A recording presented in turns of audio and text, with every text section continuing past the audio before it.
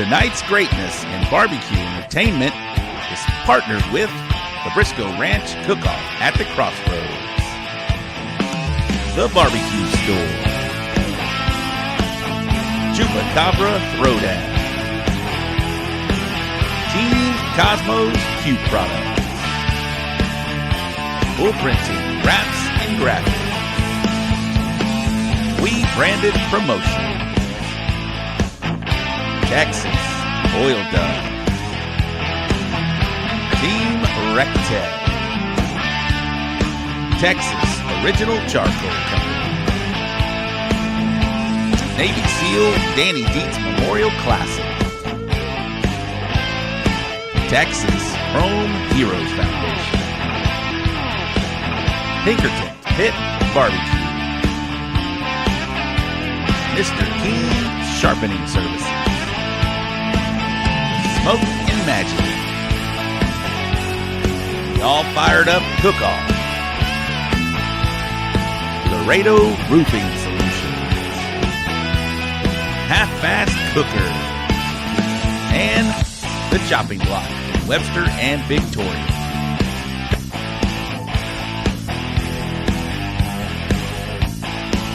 I call it bass boat.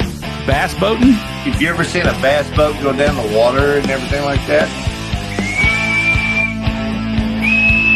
Oh, and he nailed it. Oh, shit. Hashtag bass boat.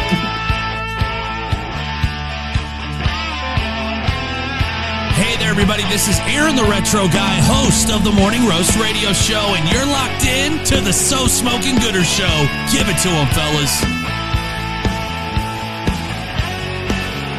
Hey, we got any more beer in here? All right, I'm sorry. I won't talk again. I'm sorry. I'm done. All right, go ahead, Robbie.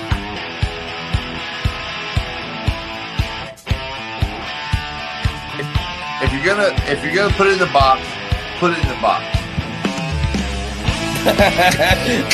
And stamp it. Hey, what's up? I'm Cosmo, and you're watching the So Smoking Gooder Show. So grab a drink, park your ass, and don't forget to smash that subscribe button and ring that bell so you don't miss a thing. If you're gonna put it in the box, put it in the box.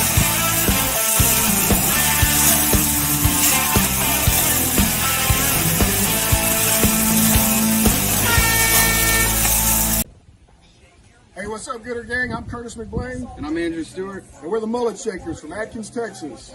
And you're watching the So Smoking Gooder Show.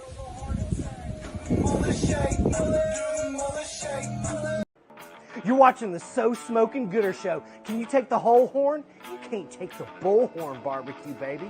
Action! This is Tara And Steve. Mahosky with Backward Jacks. We don't always walk. But when we do, it ain't here.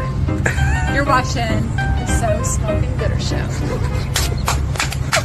Are you ready to turn up the heat? 1. Let's go! Because you've just tuned in to the one and only So Smoking Gooder Show. We're coming to you live from Bullhorn Barbecue headquarters in Cypress, Texas. This is the show where we talk all things barbecue and brews, and you better believe we're here to have a good time.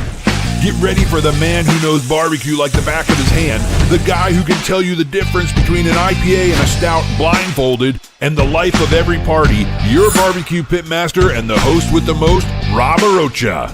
Whether you're part of the Gooder Gang or just here for the special guests, barbecue competition updates, or maybe even to rate some boxes, strap in, fire up those smokers, and crack open a cold one, because the So Smoking Gooder Show starts now. Absolutely. Gooder Gangstas. What is up? How's everybody doing on this fine Wednesday night? You guys know what time it is. A little after 8 o'clock on a Wednesday, February 5th, 2025. Does that sound as weird to you guys as it sounds to me? 2025 already in February. I just thought we had Thanksgiving not that long ago. Well, welcome to the show. Welcome in. Y'all keep coming in. We appreciate each and every one of you guys and gals we affectionately call the Gooder Gang. We'll do a Gooder Gang roll call here in just a minute. Well, welcome into the show. Yes, my name is Rob Arocha. I am coming to you, you know where, from the Bullhorn Barbecue headquarters in Cypress, Texas. But alongside of me, I got a co-host tonight. Not only is he a co-host, he's a recent world champion. Let's bring him in right now. Producer Ty. Let's bring in Eddy Morales from the Pitfather Barbecue. What is up, my man? What up? Okay. All right. We can hear you. We got some audio issues. I different background. Does it sound like shit? Yeah. It's kind of skipping, bro. I don't know. Are you gonna give us a trim class tonight? What's going on bro. here? Man, I don't know. All right, yeah, you gotta maybe restart the whole pooter, restart it, come back in. We'll get you in just a minute. I'll do the rundown. We'll get you back in just a minute, Eddy. Don't worry. But yeah, something's going on here. Audio is skipping. There it is. All right, no problem. Let's bring producer Ty in the house. Ty, were you hearing it too? Yeah. I think it just seemed like it was slowing down and speeding up real good. I think it was just probably log off, log back in, to be fine. Got to be that Cricket Wireless or whatever. Yeah, it may that Cricket be. Wireless. He's not Whatever. got that upgraded from his big world champion. They got that DEI internet in Austin. DEI internet in Austin. I have no idea, but yeah, we need to change what's going on over there. Yeah. But no big deal. No big deal. Ty, how are you, my man? You are going to be the co-host tonight until Eddy checks back in. I'm doing great. I mean, we had a good podcast last night with the Triple Threat Vet. Awesome. Awesome. One of our long-time licensed clinical social workers on, so it was a good fun episode. Ty, I feel like every other show I'm commenting on how good you look in here, bro. What's going on here? Where we at? Where we at on the progress, my man? I'm not into the 3 teens yet, but I think I'm right around 321. So started out 368, got down to 326 for a while. I think I'm right around 321, 322, but pretty soon I'll be in the 3 teens. I love it. Pretty soon you're going to be attracted to some of these guys over here. I'm just saying, bro. I don't know if I'll be attracted to the guys. These attractive, not attractive. Oh, yeah, I got you, yeah. Shit, it's already killing me. I went to steak night the other night at the Tomball VFW. Yeah, how'd it go? It went great. I had a steak, and felt sick from it afterwards, so it's all good. All right. Well, you can stick around while I talk about my weekend. Eddy was there where I went. Shout out to the WBCA. That is the WCBA, Washington County Barbecue Association. Believe it or not, Laredo, Texas celebrates George Washington's birthday. I don't know. I talked to all the locals there, and they were like, I have no idea why we do this, but they celebrate George Washington's birthday. They have a big old celebration. Eddy, how are we talking tonight? I don't know. Can you hear me? Does it sound better? Yes, much better. Much better. Ty, you didn't have to go anywhere, but now the co-host is in. I got you. Yeah, I got you. If he's back, there's not enough room for both of us. Can't have a world champion, a 300 and almost teen pound guy, and then the host with the most. So I'll just. You know what, Ty? You keep losing weight. Eddy already looks solid. I can't be the third least looking dude on this screen tonight. But here we are. Eddy, I was just about to talk about the Laredo barbecue contest we had this weekend in Laredo, Texas. WCBA. WBCA. I don't know if it's that. Man, it's Washington's birthday. I think it's Washington County Birthday Association. WCBA. Whoever was there. Ashley's in the house. She's in the house. Is it WCBA, WBCA? Whatever it may be. That is the only county in the Texas, I gotta believe, that celebrates George Washington's birthday. And not only do that, after we left, Eddy, they had a big fireworks celebration at the same place we were at. Yeah, they had a huge celebration for George. WBCA. Okay, you're right. WBCA. My bad. They had a big celebration. They celebrate George Washington, man, of all places, right on the border of Mexico. And I don't think he crossed the Rio Grande. I think he crossed the Delaware. But whatever it may be, they celebrate George Washington's birthday, bro. He crossed the Potomac to kill. Damn it! Thank you. British in the middle of the night on Christmas Eve. Damn it! George Washington was a fucking savage. It sounded right, but he could have crossed the Rio Grande. You never know. You never know. Santa Anna did. Just saying. He got his ass beat by General Sam Houston. Eddie, are you in here? Are you talking to me? Can you hear me? Mm-hmm. Yes. Some shit was popping up on my screen. No problem. Are you doing a trim class tonight? What's going on? No, bro. Man, I'm leaving to Smoking on the Rio tomorrow after work. So I ain't got time to do shit. But I had to do it today. You know what I mean? So I bought my brisket this morning. Oh, are we doing double duty tonight? Man, multitasking, baby. All right. Well, as we host the show tonight, I got to trim my brisket and probably trim my chicken, but man, I'm here. So I love it. As we host the show, we're going to check in with the Pitfather Barbecue, doing some trimming. I hope you have another camera though, bro. But you can turn it down, right? Can you level down? I think we'll figure it out. All right, we'll figure it out as we go. All right. Well, yeah, Eddie and I competed in Laredo this weekend. Good times out there. Shout out to Laredo Roofing Company, Armando De Luna, Louis James, Louis Hyman, whatever it may be. But thank you for hosting us out there. Thanks for having us out there. We hit a third place stake in the SCA contest. Los Milagros hit first place. They killed it this past weekend. We had a 6th place chicken, a 4th place pork, 15th overall. Eddie, you did a little better than I did. What'd you do out there, bro? Man, I had a 13th chicken. I had a 9th rib and a 1st place perfect score pork. Shout out. Perfect score pork. Overall. Man, I got fucked by brisket. It's all right. How was that layout of the pork? What'd you do in the pork for perfect score? Man, I did three rows of money. Yeah. And we talked about it, man. That's solid, right? That's what you need. That's all you need to do. That's all I did. That's all I need. Perfect score. That's all I can do because I don't have anything else. There you go. I ain't got a full pork, but all I got is collars. You know. I saw the collars. I brought them to you from where? Yeah. From the chopping block, baby. Hey, the chopping block, baby. That's every time I get pork from the chopping block, man, it just works. All right, before we get shout-outs to the Gooder Gang, we talked about our weekend this past weekend. We got some great guests, first-timers on. I believe they're first-timers. I think one of them been on maybe for a New Year's Eve show or something like that. But we got Shawn Trainor from Bottoms Up Smokers, and we got Brandon Perryman, Always Forward Barbecue. What do you know about these two guys, bro? Man, I've said it multiple times. Brandon Perryman is a bad motherfucker. That's your boy, man. Man, that's my boy. I love Brandon, man, and I love fucking with him. But man, he deserves justice.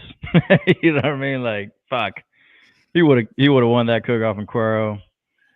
Man, somebody put a hair in his box. I don't know who it was, but it wasn't great cook, bro. He's a badass cook. It was not his. We'll bring Ty's jumping in. We'll bring him on in just a minute. All right, before we get to going to the Gooder Gang roll call, we got a big game coming up this weekend. It is the big game. You know, I don't care that they're watching. If they want to, if they're watching this little ass show, we're talking about the Super Bowl. Who you got, Eddie? And I don't care. Eagles. Nah, bro. I mean, like I said, I don't mind the Chiefs. I like the Chiefs. I feel like you're pulling for the Chiefs. Is that are you a big Taylor Swift fan? I love Taylor Swift. I have a fucking bracelet that says I love Taylor Swift. This is how I know how much Laney Hill made it. This is how we know how much he loves some Taylor Swift.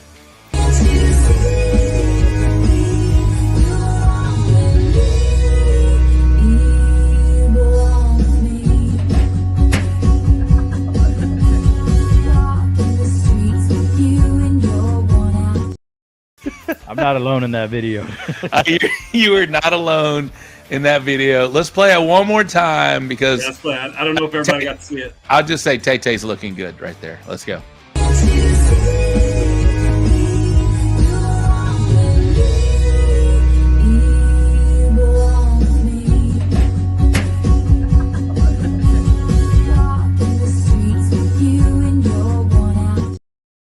You got to see that shit live, bro. I did. I was there. I was right off the camera to the left. Stacy recorded that.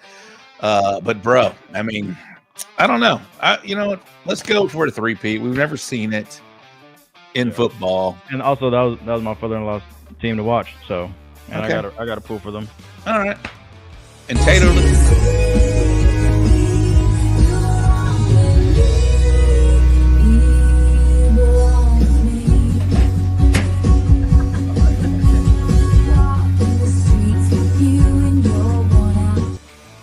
All right, I didn't know we were going to go 3 times, but I'm fine with that. Shout out to David You said go Cano. with the three-peat. I thought you meant play the video 3 times. My bad. I got Hey, you. that was at Smoking on the Rio. So, man, y'all might be in for a treat this week. Yes, that was it. All right, let's do a rundown of the Gooder Gang while Eddie trims this brisket he's got working on. We'll check in with that brisket because we all want to see. I want to see what's going on with that. But shout out to Carlos Calzada, first in. Hey, Gooder Gang. Hope all is well. Mr. Keen, sharpening service. Up, Gooder Gang. Ty, do we have an update or he'll be? I don't think we do. I don't know if we do or not. ZZ Top fans, up, Gooder Gang, even to all. Larry Vaughn, afternoon from South Jersey. The Dude Barbecue, what is up, Gooder Gang? Nicho Eredando, good evening, Gooder Gang. Pitsing me off barbecue. What's up, gang? LFG, let's go. Smoked on Main Street. What's up, Gooder Gang? Watched more podcasts last week than normal, and it seemed Eddie was on them all. Well, you know what? UGC, a world championship like the San Antonio Rodeo, you're on a lot of podcasts. Steve Quint, what's going on? Hey, Ty, Rob, and Eddie, looking forward to another great show. Serge, what's up, Gooder Gang? Hashtag Bullhorn Worldwide. Armando De Luna, shout out to him. Thank you very much. Laredo Roofing Company, what's up, Gooder Gang? Charles Kramer, how are you? Jared McCrory, evening, everybody. Carlos at Go Navy. Bottoms up. There he is right there. He's going to be a guest. There goes the neighborhood. Sarah Joe in the house. She is from the chopping block, Webster. Hey, Gooder Gang. Robert Leal, what's up, Gooder Gang? Smoking and toasting. What's up, my gangstas? Bobby Delgado, what's up, guys? I got to see Bobby, Cesar, and Colin all last weekend. Carl Davis as well. What's up, Gooder Gang? Ocala Q, Randall Johnson, if you don't know. Shane LeClaire. I'll be saying his name later. Damn Yankee, Texas Barbecue checking in. And two weekends in a row, the special co-host, Shane LeClaire. What's up? Sam Freeze, what's up, gang? Buddy Northrup, what's up, gang? Hope all is well. Lance Bracco, Chiefs Barbecue, what is up? Fidel Sanchez, got to see him as well. What's up, guys? Michael Ramirez, what's up, fellas? Manuel Orozco, what's going on? That's Mick Wi-Fi from McDonald's. Yes. Tongue Win from the team Cosmos. Eddie Morales, too hot. He be burning up the mic. Yes, he is. He's hot right now. Let's see who we got. Charles Kramer. I think we said him. Adam Martinez. Get up, Chucky. What's up, my man? What's up, fellas? Lucas Armstrong. What's going on? Little Gringo. There's Eric Cantrell. That's how quick you get replaced on this show. Wes Garrett, hopefully you are watching. I don't know what happened. What are you talking about there? David Cano, that is the GC of Laredo. What's up, David? How are you? That is Underground Smoke. Jimmy Savage, I got to hang out with Jimmy. What's up, Rob? No WBCA. All right, thank you. Yeah. Shaler Choppa, all fired up. Barbecue contest coming up. Who else we missing here? Max, he is the GC of last year from the San Antonio. Ashley, happy birthday, Miss Ashley. Got to hang out with her as well. Who else we missing here? Brandon Perryman's in the house. He'll be a guest tonight. Brian Fox, is Eddie giving cooking lessons? I don't know, Eddie, are you? Lacey Leclerc, Fireball Lacey's in the house. What's up, y'all? How are you? Bernie, John, and Bernie Terna. What's up, Bloods? Yes, how are you? Bernie is going to be our junior cooker for Half-Fast Cookers in the Houston Livestock Show and Rodeo. Stephen Foster, what is going on? Pitloft Barbecue Podcast. Man, you guys are all coming in. 80,000 strong already, just starting the show. Max, Brandon, let's go, David. Who else are we missing? Michelle Martinez, Amp, get up, Chucky, as well. Hector Cienega, what's going on? Wes Reed, Eagles, ref won't let history be made. Okay. All right, maybe. I don't know what the line is. Anybody know the line of the game? That'll be more important. Let's, as a Gooder gang, let's see who we're gonna vote or who we're gonna pick with the odds. If you guys know the odds of the Super Bowl, put them in the comments, please. We'd like to hear it. Corby Simpkins, what's going on? All right. Mr. Keene will be in Victoria and Sinton this weekend. There it is. All right. Death Metal. Roddy Trevino. Man, you guys are South Texas. Stephen Rozicki, Mark Suarez, Richard Reed, Vincent Regino, G. Waltz, and John Rodriguez. All right. It's KC minus 1.5, over under 48. Eddie, KC minus 1.5. What you thinking, man? Man, I think that sounds about right. I know, but who you? I'm going KC, bro. You're gonna give up the 1.5 points? Yeah. I mean, that's really nothing. That's pretty much a pick 'em. So yeah, it ain't shit. Although I mean that half point does come into play. All right, I'm gonna take. I honestly think NFL wants the Eagles. I mean the Chiefs to win this Super Bowl as a three-peat. So I'm going with the Chiefs. I have friends in KC. I love KC. I had friends that hosted me in KC to watch the Texans game. So I will. I'll give back the love and I'll go KC minus 1.5. All right, Zebra by 7s. Says Michael Sistrunk. Put your scores in the comments, guys. And all right, that'll be a good one. Whoever comes closest to the actual score of the Super Bowl will get a prize from either Cosmos or Smoking Magic, somebody that supports the show, the barbecue store in Hempstead, whatever it may be. We'll reach out to our sponsors and they will give you a nice prize. Whoever gets closest to the actual score, predict the score in the comments. We'll come back and monitor those, and we'll figure out who that may be. So put the scores in the comments, and whoever gets closest will give you a nice prize from the So Smoking Gooder Show from one of our sponsors. Hey, what do you say about that, Eddie? Your score. What? What is your score going to be? What do you think? I think it's gonna be a high scoring game. Actually, I think it's gonna be 42-37 Chiefs. Really? Yeah. Both offenses are very good. I think it's hard to contain both of those offenses. Hard to contain the Eagles offense. I honestly think the Eagles are a better team, but I just think it's the Chiefs' year the way it's been going, man. So like I said, 42 Chiefs, 37 Eagles. I don't think it'll go that high. Man, I don't think it's going to go above 30. Okay, we'll see. We will see. All right, let's get. We've done the rundown of the Gooder Gang. We talked about our weekend. Anything else? Real quick. Now that you won San Antonio, how was your week after? Second week after, has it settled down, or you still getting some well-deserved love? Oh no, I mean, I'm still getting love. People that I hadn't seen or talked to. But yeah, it's chilling, settled down. All right, cool. It ain't too crazy. That's cool. What'd you think about everybody, not only on this show, other people calling you a world champion?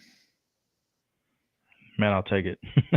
I think you are. I mean, cool, man. I'll take it. Hell yeah. I've been saying it as Fred, as Bill, as Max, and now you. It's a world championship, bro. It's a world championship. Own it. Let's go. All right. On to the next bring in world a championship. guest. What's that? Said on to the next world championship. On to the next world championship. All right. Let's bring in the guests of the evening. We're gonna bring on two of these guys that have been killing it. They've been grinding pretty hard. Would you say, Eddie? Man, Shawn Trainor, man, I didn't know.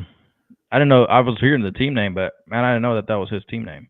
So yeah, man, it looks like he's been killing it, and for sure, Brandon's been killing it. Well, let me introduce Shawn Trainor, and then after I do that, before Ty brings Shawn on screen, you're going to introduce Brandon, because I know you love Brandon, and you have some good comments about there. But I'm talking about Shawn Trainor. Shawn Trainor's Bottom Up Smokers.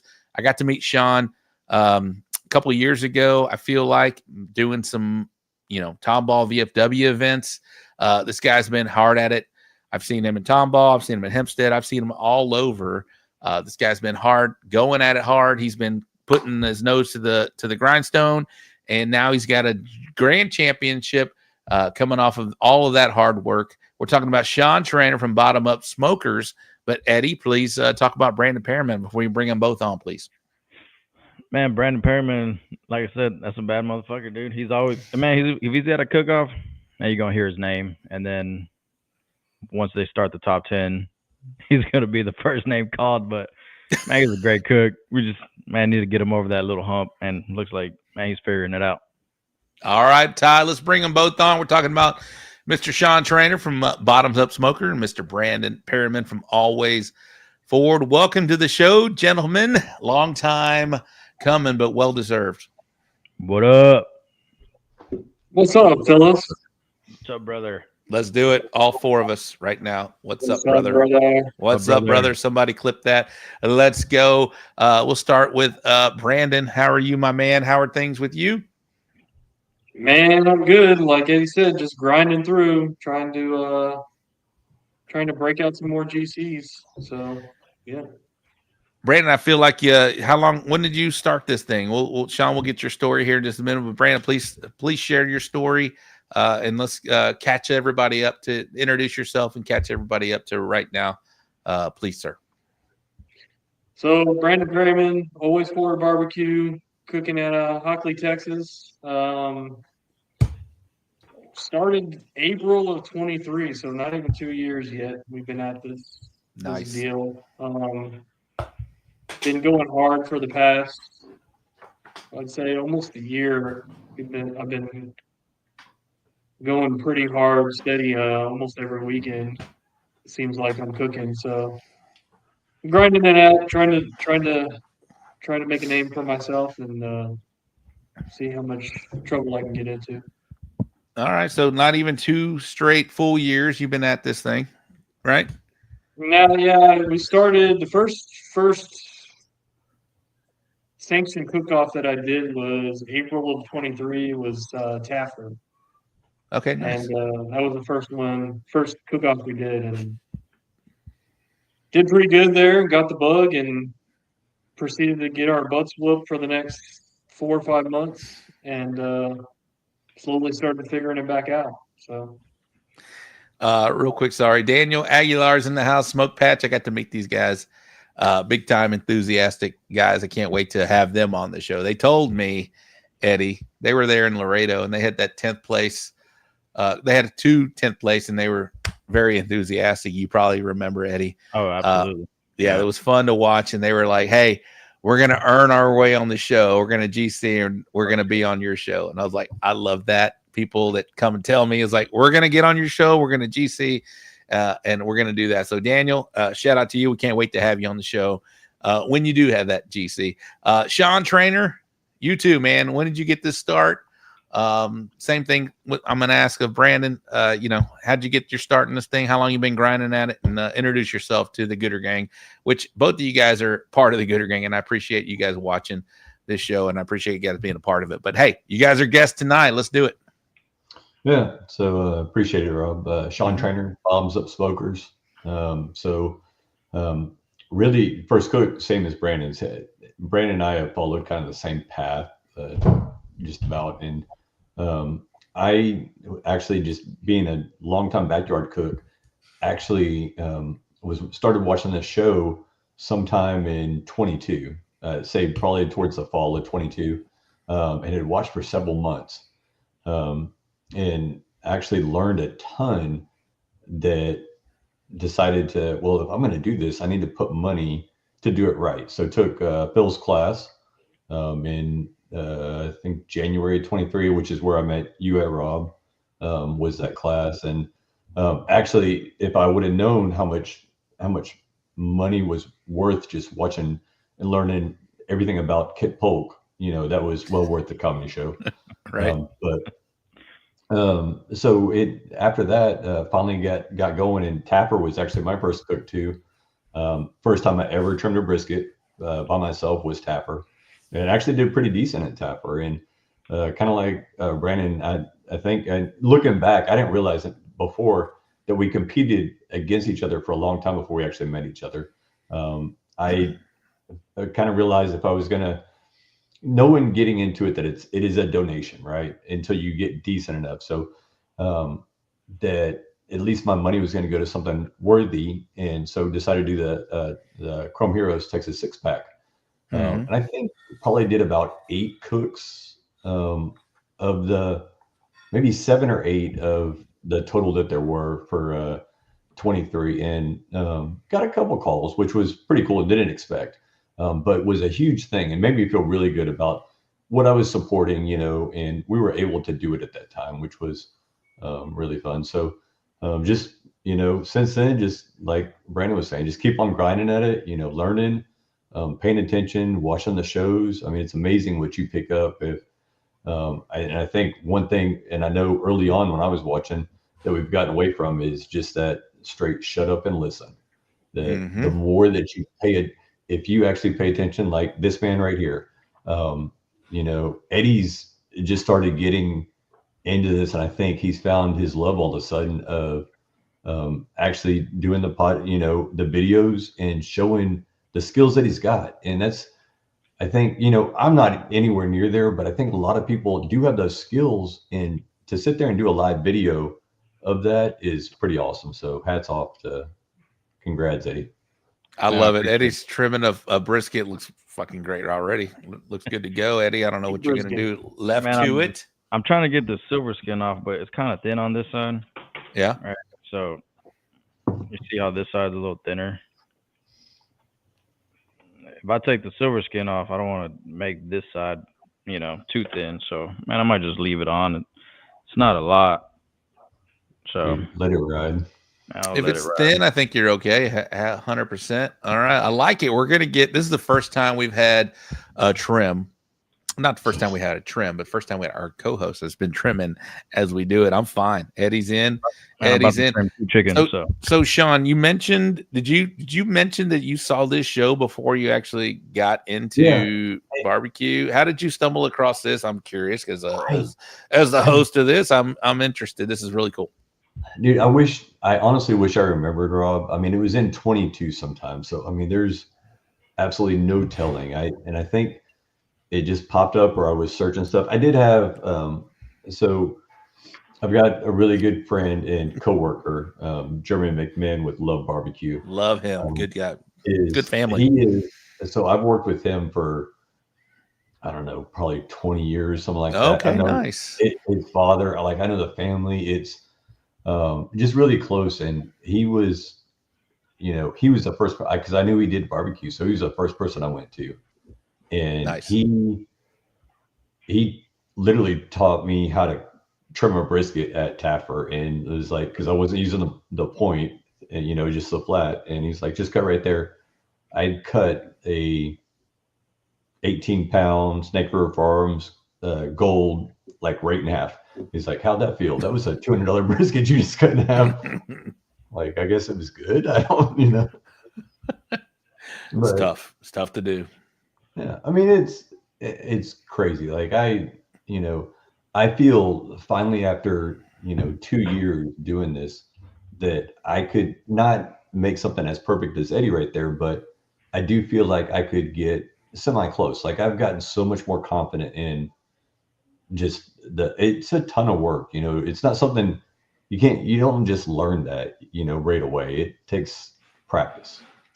100% takes practice. Yeah, I say it on the show. You don't come out of the womb knowing how to cook barbecue. You got to learn from somebody, or from some person, or some group or show, or whatever it may be, or class, whatever it may. Brandon, how did you learn about the competition barbecue, man? What was that one thing that attracted you to doing this thing, or what was that one thing that even brought your attention to this sport?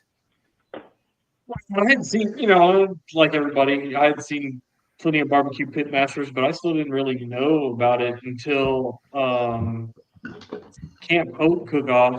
We got into it because that's my industry, big into supporting Camp Hope. And so I think my company decided to buy a spot one year. We talked them into getting a spot, and nobody really knew how to cook. in our company, and I was probably the only one who was even a little bit into backyard, smoking brisket and stuff. So I kind of took the helm and volunteered and screwed it up and rented a big old offset that I'd never cooked on before, and it was probably pretty terrible. But then we stuck with it and following a couple of years, and that's how I kind of first year CBA sanctioned that event.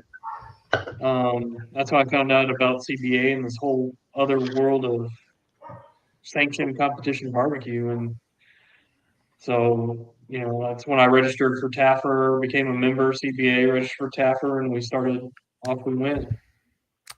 All right. Well, awesome. Let's get both of the guys on there. All right. So both of you guys, we talked about your origins and getting into the barbecue, but you talked about some of the things that have inspired you on this deal. But what's feeling good for you guys right now?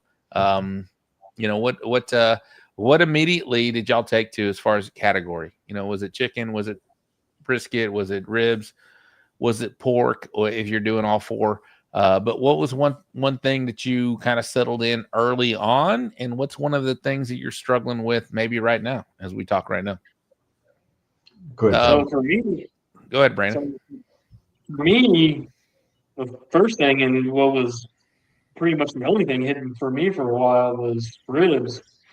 And I was always pretty good, consistent rib cook. And oddly enough, the past, I don't know, 4 or 5 contests, ribs for me have been, I don't know what's been going on with my ribs, but past 4 or 5 comps, my ribs have been just baffling me. I don't understand it. Like 107th ribs at CBA World Championship probably definitely took me out of winning that thing. So Absolutely.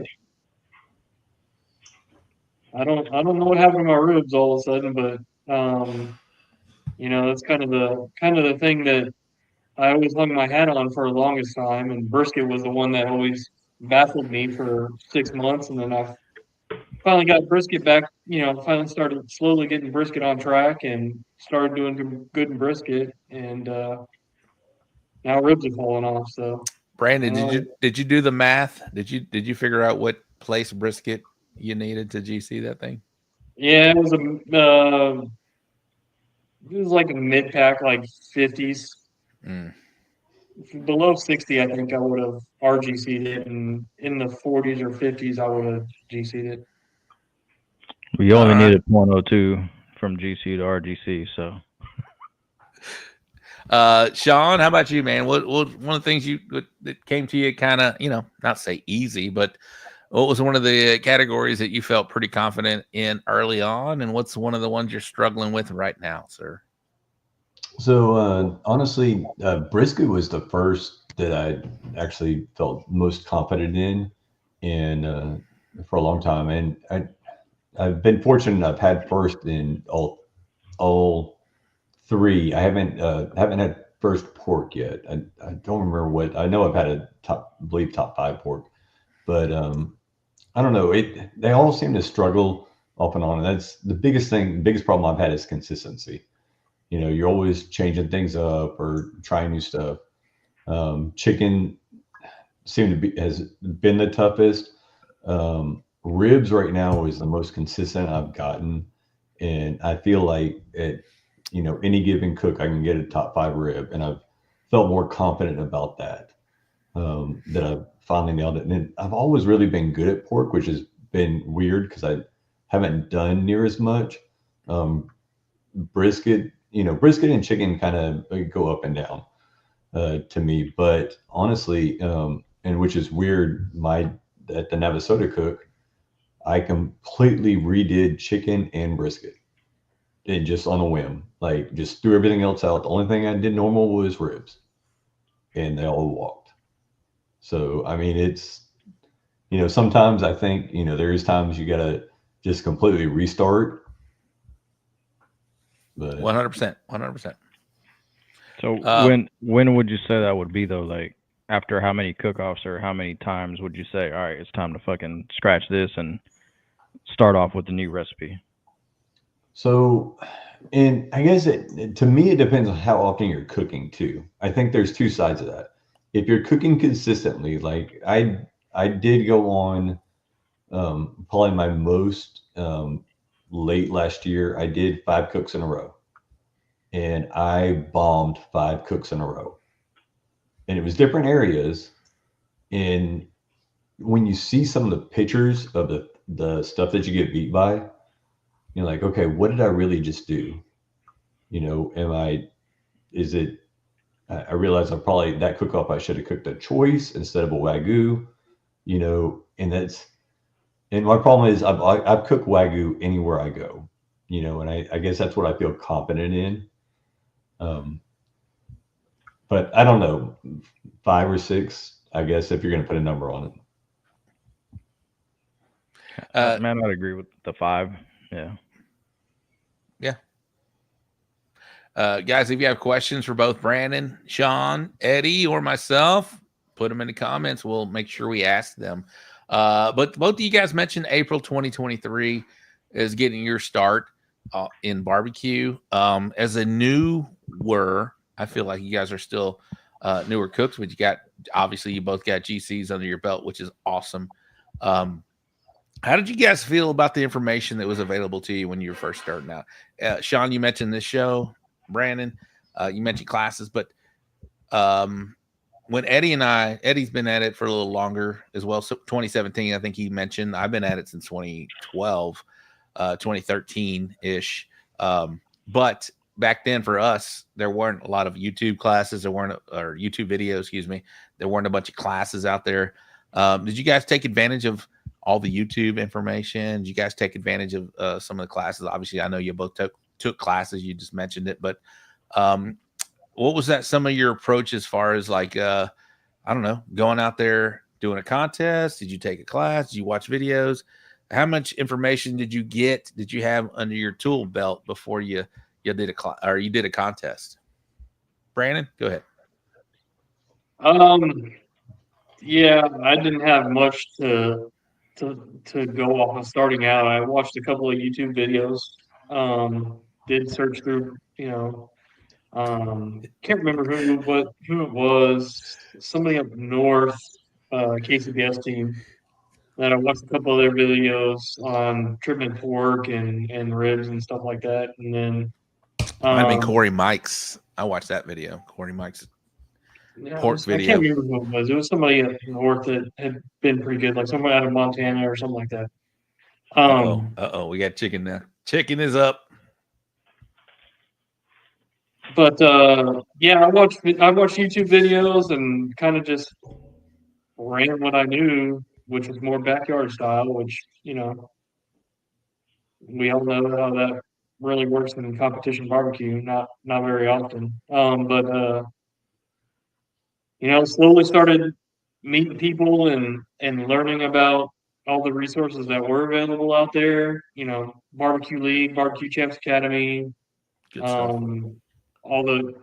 start learning who's really good at the sport, who's had a lot of success, and who you should listen to, and you start slowly picking stuff up, and you know.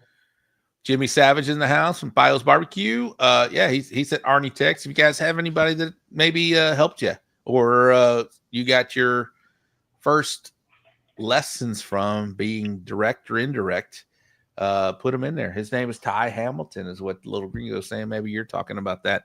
Shawn Trainor, what you thinking, man? What?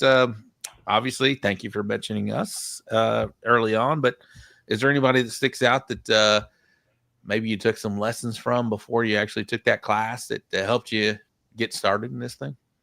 Yeah, as I mentioned, Jeremy McMahon with Love Barbecue is by far the biggest, and huge support. I mean, even we still talk all the time. Has pulled back a lot from his competition.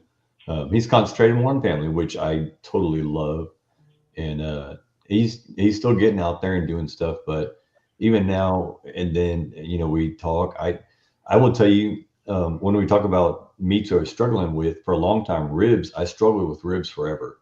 I reached out to him. I said, hey, I need some help. And I know he was a badass rib cook. That was probably always his top category. And he was like, what are you doing in your wrap? Told me a couple of things, and it totally changed my game. So, I mean, it's, not to get ahead of myself where he's going to end up at, but, you look up to some people, just no different than even you, Rob, that, watching the show. But I think I ran we talked at Phil's class, but there was a cook-off. I think it was the True Blue cook-off in Navasota, Graham County area. And it was that one that storm Friday night was just torrential. And I mean, it took out so much stuff. But the next day we got up and we all cooked. It was like a disaster, but we all cooked. Yeah, it was a bad storm. That was crazy. Yeah. And, even after awards, I came up to you and, we talked. That was, in fact, you gave me a bag of Texas Original at that cook-off. So like, hey, have you ever tried this? I mean, and so the little things like that. And it was like, all of a sudden it starts opening up and you start realizing that, hey, we're not all against each other. We can help each other out. And I've learned so much through just the helping, talking. I mean, Brandon and I talk a ton, helping, I won't admit that I ran his chicken recipe and everything he helped me with, and I walked and I felt better about it. But he's that kind of guy. I mean, that's, when you're struggling at something, knowing that you can pick up a phone and you've got a friend, many friends to help you get through that. 100%. Can we, Ty, can we zero in on what Eddie's doing over here? It's pretty nice here. Eddie, what are we doing here, bro? Man, so I separated these already. And I removed the keel bone already. Mm-hmm. Right now I'm just kind of cleaning off a little bit of the stuff, on the skin, like the fat that kind of, just dangles off, Mm-hmm. I don't want to take everything off, but I want to take a lot of it off. So, and you see this tear here? Yeah, I can just see noticed it. that. We can see it. So, I'll leave it. I'm just gonna put my wing there. Fuck it. Yeah, that's pretty fine. much. Hey, I got a tip for you for that tear. Take some I skin. got a tip for everybody. Take a little square skin from the sacrifice half and graft it under that hole, and you'll never be able to tell it was there.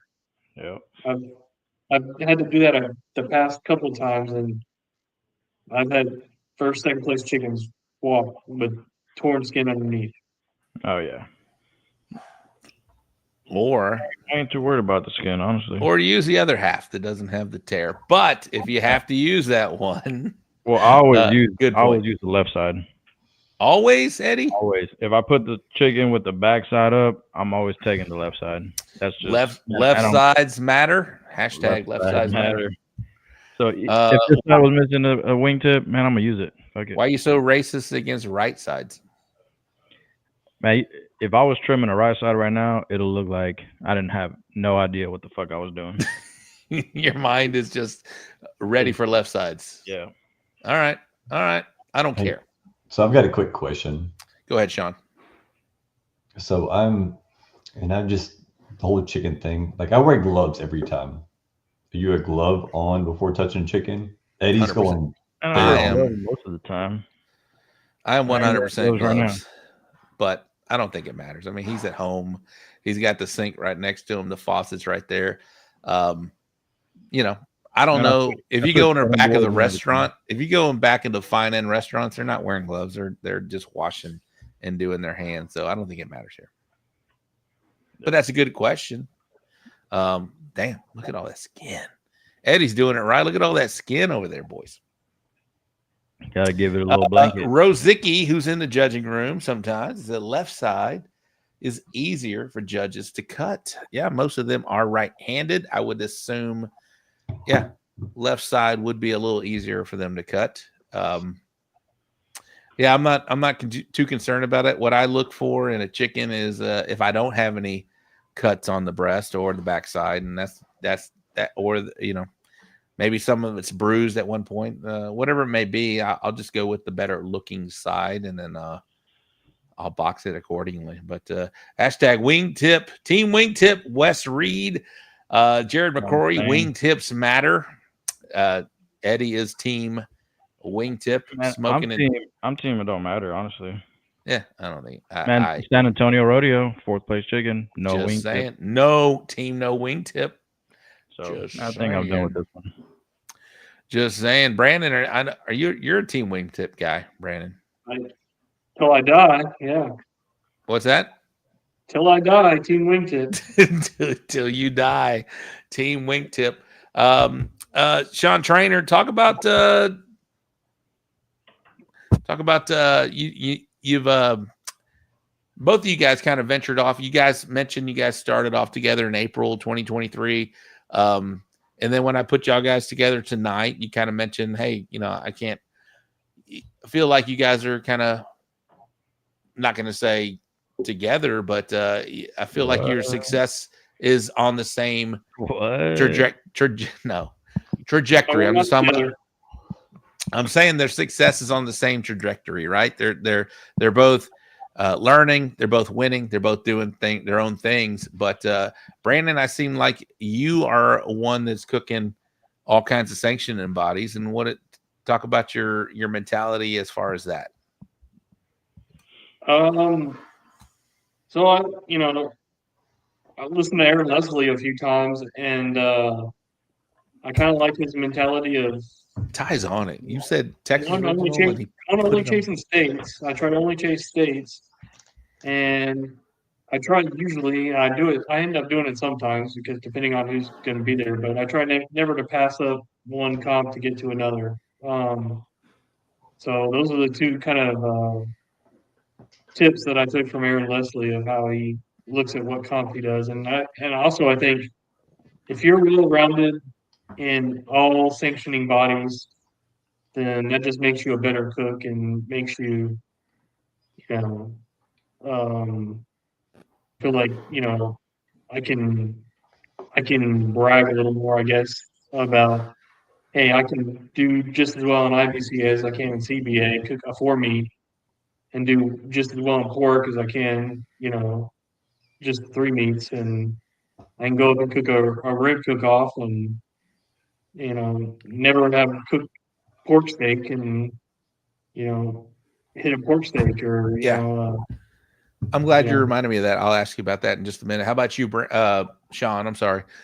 Shawn, same thing. You've done both sanction or multiple sanctioning bodies. So what's your mentality as far as what you're looking for, and maybe your mentality going into an IBCA versus CBA? Same, or is it different? What's going on with you? Yeah. So I'm not worried about cooking either one. I actually enjoy both. I've actually cooked a couple of the KCBS also, and I honestly had a blast even with KCBS with the quick turnarounds. And it's something. It's exciting to do different things and a little bit of everything. I don't know. I guess more recently I've cooked more IBCA, and in all honesty, I've been concentrated more on what's close and not being too far out there. Also, I mean, distance, I think is one thing. Payout can sometimes trump distance. Like if it's a really good payout, and you feel like you got an opportunity. And that's one of the crazy thing is, I almost feel even now doing it enough that any given Saturday, you have an opportunity against anyone. And that was a big thing for me, doing a lot of the CBAs in 23, when I was able to walk against some of the big people, especially when it's somebody that taught you what you know now, it does make you feel more confident. And, just having that, it's no different than, the camaraderie and stuff. And when it all comes down to it, this is just a big hobby, not all some people maybe make money off of it, but not all of us. It's just something that we're doing to enjoy, just to do the next one, which I think is cool. Yeah. What's your mentality? How do you feel about going in a contest as far as going to the next one? I'll just tell you what you just kind of mentioned. It's not my breadwinner.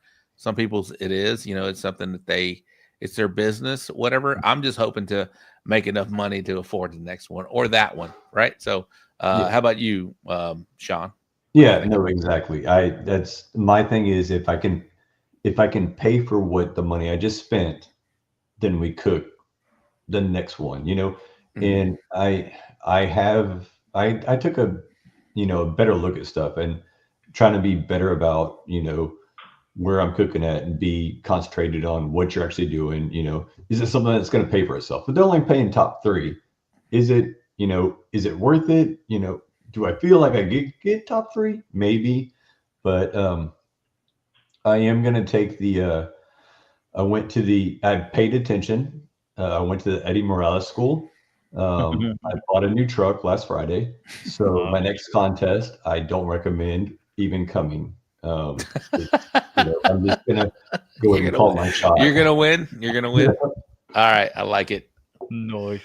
I like it. How about you, Brandon? Like you, I mean, I'm looking to make enough money to pay for the next one, but not trying to be, I guess, braggadocious or something like that. But I'm looking to come home with extra cash and try to upgrade. I'm always looking to upgrade something, whether it be equipment, buy some equipment. I just got a new trailer, bigger trailer, so that one that I can actually cook out of and prep out of and sleep in eventually. So, I'm always looking to upgrade, and the only way I can really do that is by doing well enough to, get a little extra pay, Hey, let's not lie. When I say we're trying to make enough money to go to the next one, we're trying to win, right? We're all going out there to win, right? So we're all going out there thinking we're going to win, thinking we're going to do. But you guys are, 2 years in. You see somebody like Eddie who just won San Antonio Rodeo. You see, I don't know who your people that you look up to or whatever it may be, but talk about your mentality maybe a year ago versus right now.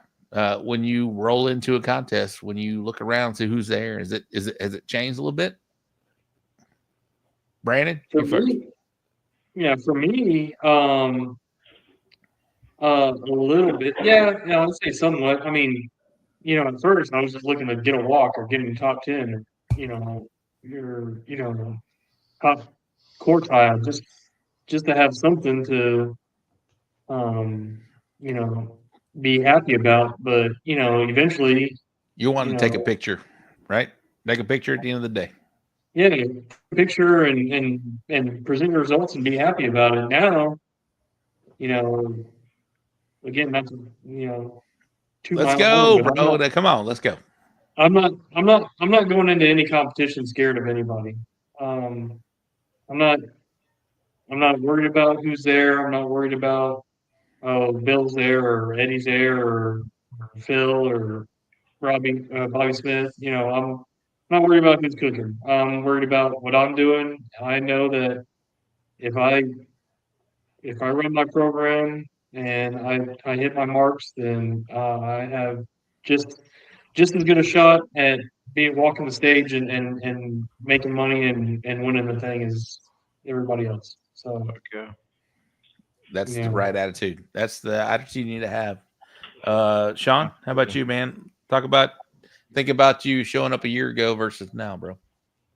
No, same exactly as like Brandon says. It doesn't matter where I'm at. I feel like I feel confident enough that I could go up against anybody. And if, at a certain point, if you're not beating the best, does that even make you the best?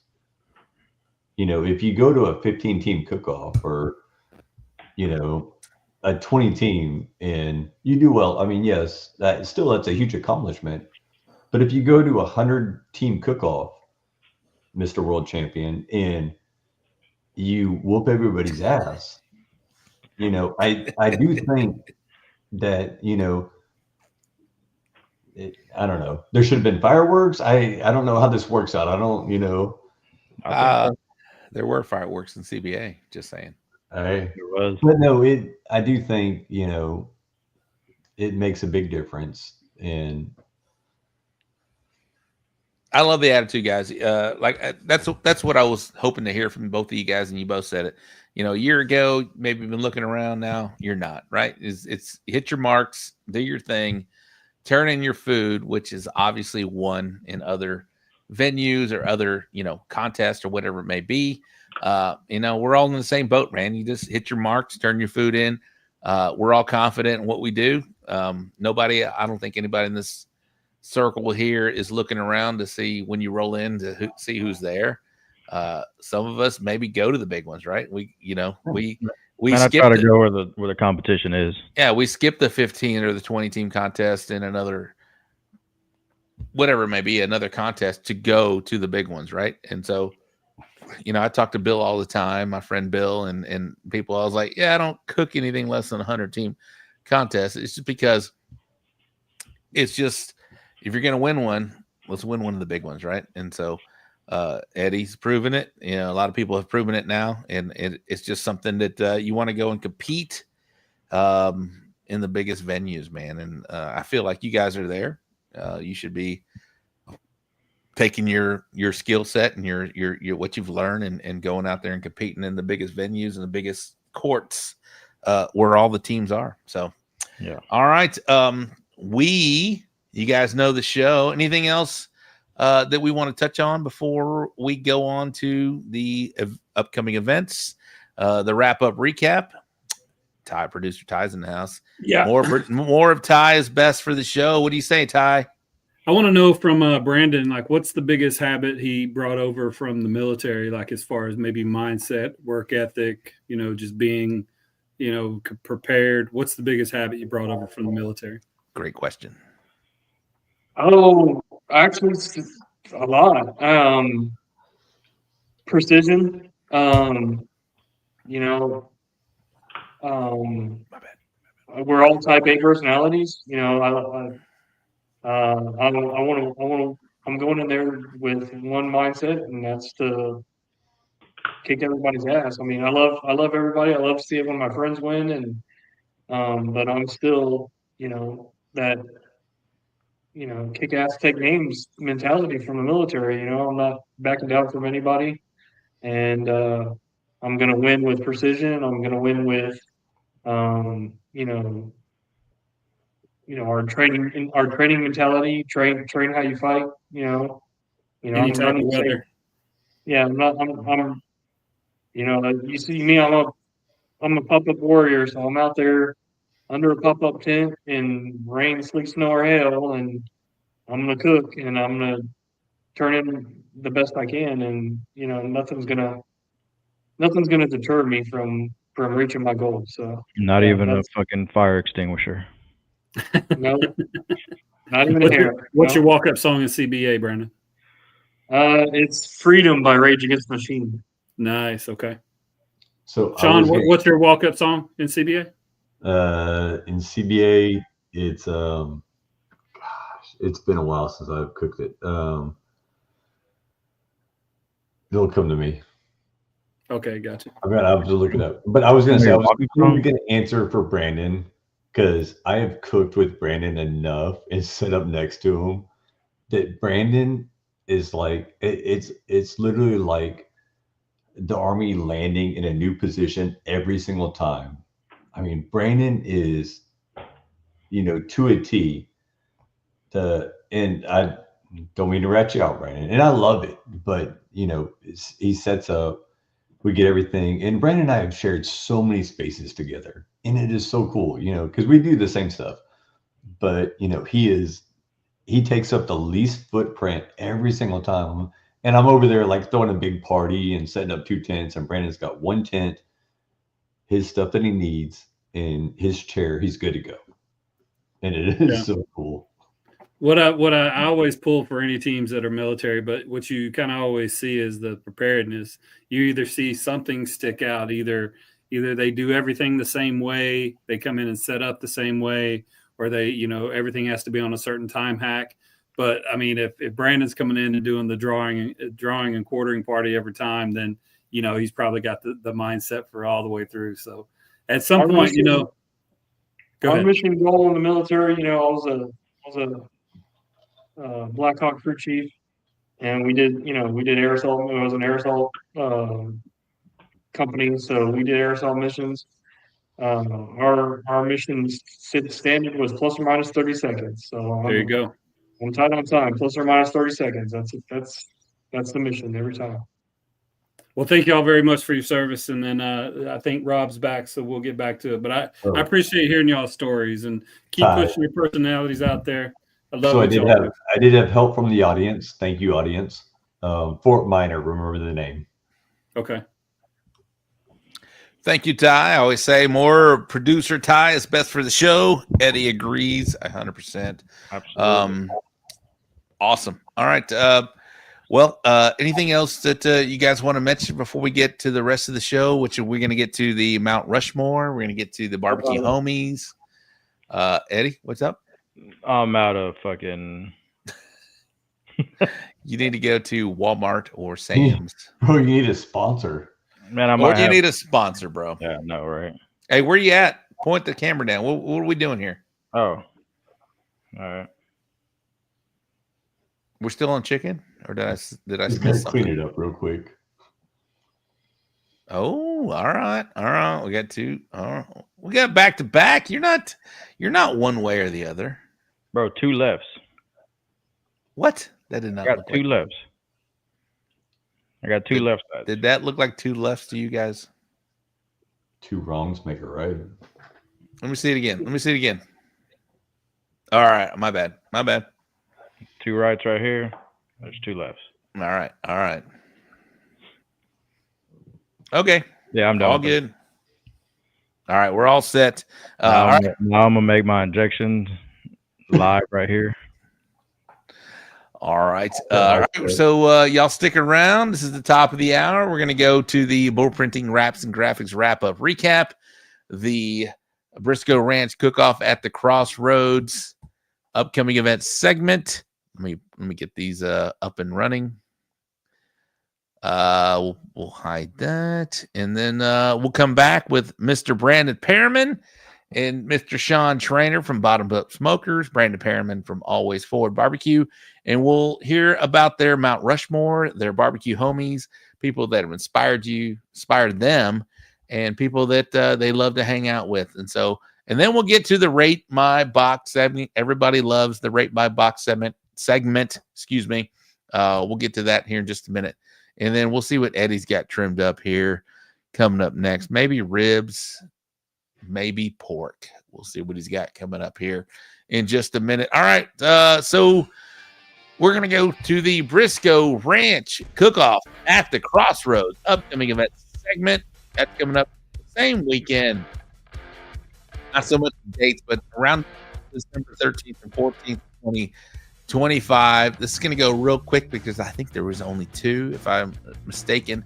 But this weekend, it's a world championship, another world championship in the Champions Barbecue Alliance. It's Smoking on the Rio World Championship. That's going to be held in Mercedes, Texas. Again, that is a world championship over in the IBCA. I'm sorry, nothing in the IBCA this weekend. But in Lone Star, we got the LSBS Annual Award and Banquet Cooker of the Year contest in Santa Ana, Texas. That is a state championship, the LSBS Annual Award and Banquet Cooker of the Year contest. And over in the Outlaw Barbecue Association, there it is right there. We got the Thomas Fowler American Legion Post 169 in Wichita Falls, Texas. That is also a state championship. And in the KCBS, we got the Grills Gone Wild State Championship in Davenport, Florida. All right, that's going to wrap it up for the Briscoe Ranch Cook-Off at the Crossroads. Uvalde, Texas. We'll talk more about that event as it becomes near, but we still got a little ways before that happens. And over in the in the Bull Printing Wraps and Graphics wrap-up recap, this past weekend, we have the WBCA Red, White, and Blue Barbecue Contest in Laredo, Texas. The grand champion was Mr. David Cano for Underground Smoke. The RGC was Cesar Mejia in Smoking and Toasting Barbecue. And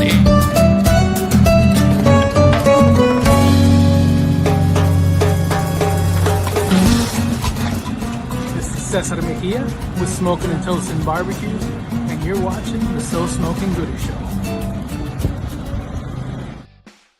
Love it. Thank you, Ty, and thank you to Cesar Mejia for that awesome intro. In the Humble Rodeo Barbecue Contest, we got the grand champion, Mr. Robert Smith, First Class Barbecue. It's the what? So Smoking Gooder Show. It is the So Smoking Gooder Show. All right. Are you ready? Yep. You can handle this? There we go. 3.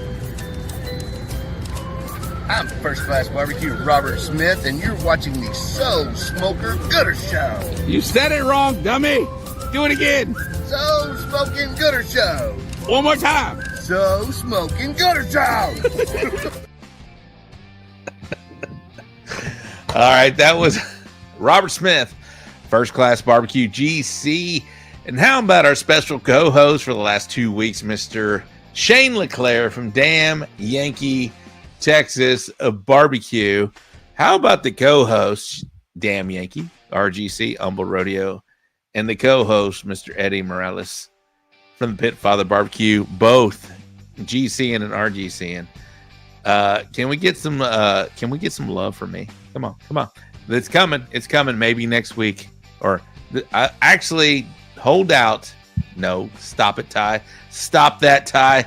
But hold off until Houston for the good luck. We'd love to have some good luck in Houston for the actual host of the So Smoking Gooder Show. We'll see what happens. All right, let's see. And in the IBCA, we have the Shiner FFA Barbecue Cook-Off. The grand champion was Obi Culp from 4C's Barbecue. The RGC, Stephen Foster, DNS Cookers. The Veronica Rocha, Rocha, no relation, Scholarship Barbecue Cook-Off. Grand champion, Alonzo Cantu. Gulf Coast Smoke, and the RGC was Leroy Barrera from Dig In Barbecue. And that's going to wrap it up. Nothing in Outlaw, nothing in IBC or Lone Star, nothing in KCBS last week. So that's going to wrap it up. Where is the co-host? He's not here. Where is the producer? I'm bringing him in right now. Producer Ty. What's going on? Can we have some good luck for the actual Yeah, host? that's what I was hoping. You know, we're going to be down there. We're going to do the show from down there, so hopefully we can get some good luck. We are going to do the show from the Half Fast Cookers tent on Wednesday at the Houston Livestock Show and Rodeo. We've got some really good guests. The guest lineup is not 100% lined up, but it's going to be a good time. We're going to have the stage. We're going to have the backdrop. We're going to have the video board. We're going to have a DJ. We're going to have food.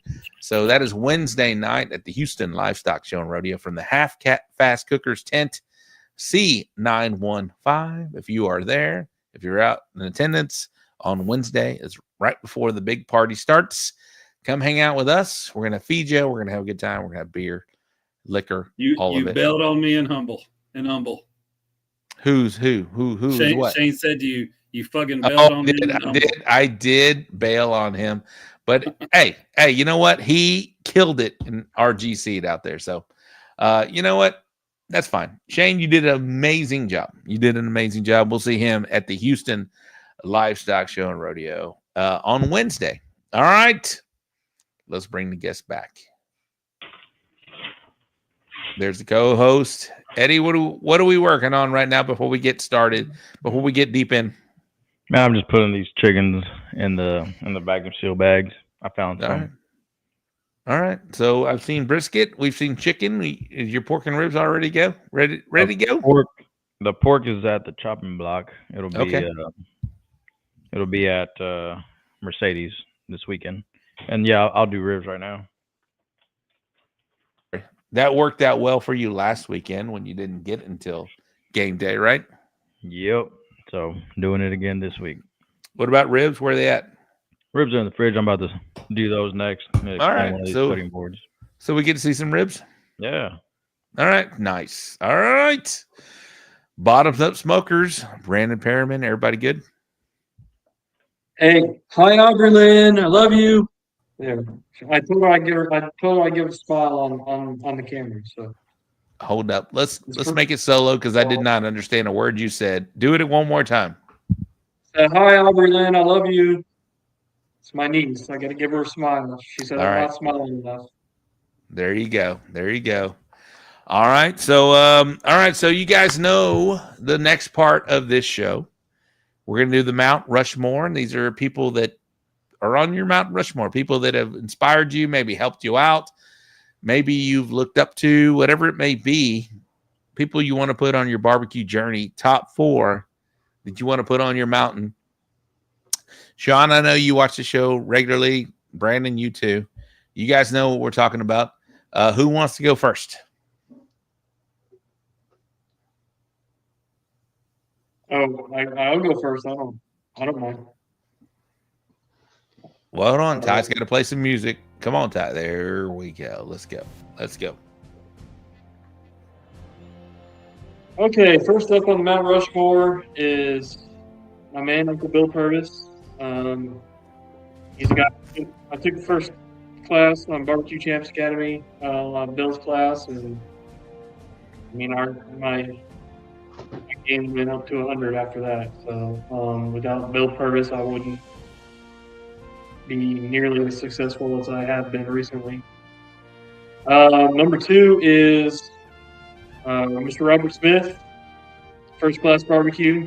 So at Taffer, the first comp we did, he did like a free class that Friday, and he, everybody who was new or wanted to attend, he showed us how to trim meats and gave us some tips on stuff, and that really helped us kind of learn even a little bit of what all is involved in competition barbecue. So that kind of opened our eyes, and then he's been a big help to us. I run a lot of Robert Smith's product on the comp trail, and he's a great guy, just an awesome guy. Number 3 is Mr. Fred Robles, Rio Valley Meats. Another just awesome guy, ambassador of barbecue, and without him starting CBA, then I might not have never found the sport and been able to participate in. So without him and Roddy and you guys getting together and starting this sanctioning body, I might not be here today talking the show. So number 4 is my guy, Alonzo Cantu, Gulf Coast Smoke. He was one of the first ones that supported me. Him and Dustin Stanley at the barbecue store were my first sponsors and the first guys who believed in me and believed in my abilities and brought me on as part of their family. So, and I watched a lot of his videos through the years and learned a lot of things. And he's become a good friend of mine and helped me, personally, not just in barbecue but other things, entrepreneurial stuff and kind of figuring out if I want to go down the road of getting seasonings out or other stuff like that. So he's definitely my number 4 on the Mount Rushmore. Nice. Gift shop. Hold on. No. We'll come back to you on the gift shop. But producer Ty put it out there. Your Mount Rushmore, Bill Purvis, Robert Smith, Fred Robles, Alonzo Cantu. That's a solid Mount Rushmore, and those are people that inspired you and helped you out there for Brandon Perryman out there. So All right, bottoms up smokers, Shawn Trainor. Same thing, same question. You know what it is. People inspired you, helped you out. Maybe who you want to put on your mountain, my man. Yeah, and so I mean, and I've said most of them, and not to be a kiss ass of the show, but I do say, and I wish I could tell you how I stumbled across it, but I have learned more watching this show. And so, I mean, obviously, Rob, you would be the top. Just, getting in the right direction. And I know I made a bunch of comments. There was so much, even about the charcoal that you use and what charcoal you're using.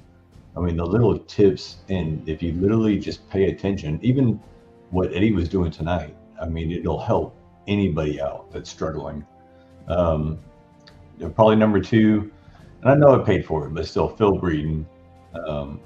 Even today, I know I can walk in his trailer and talk to him, and he knows who I am and will help me. And hey, I want to run your product. This, how can I do it the best?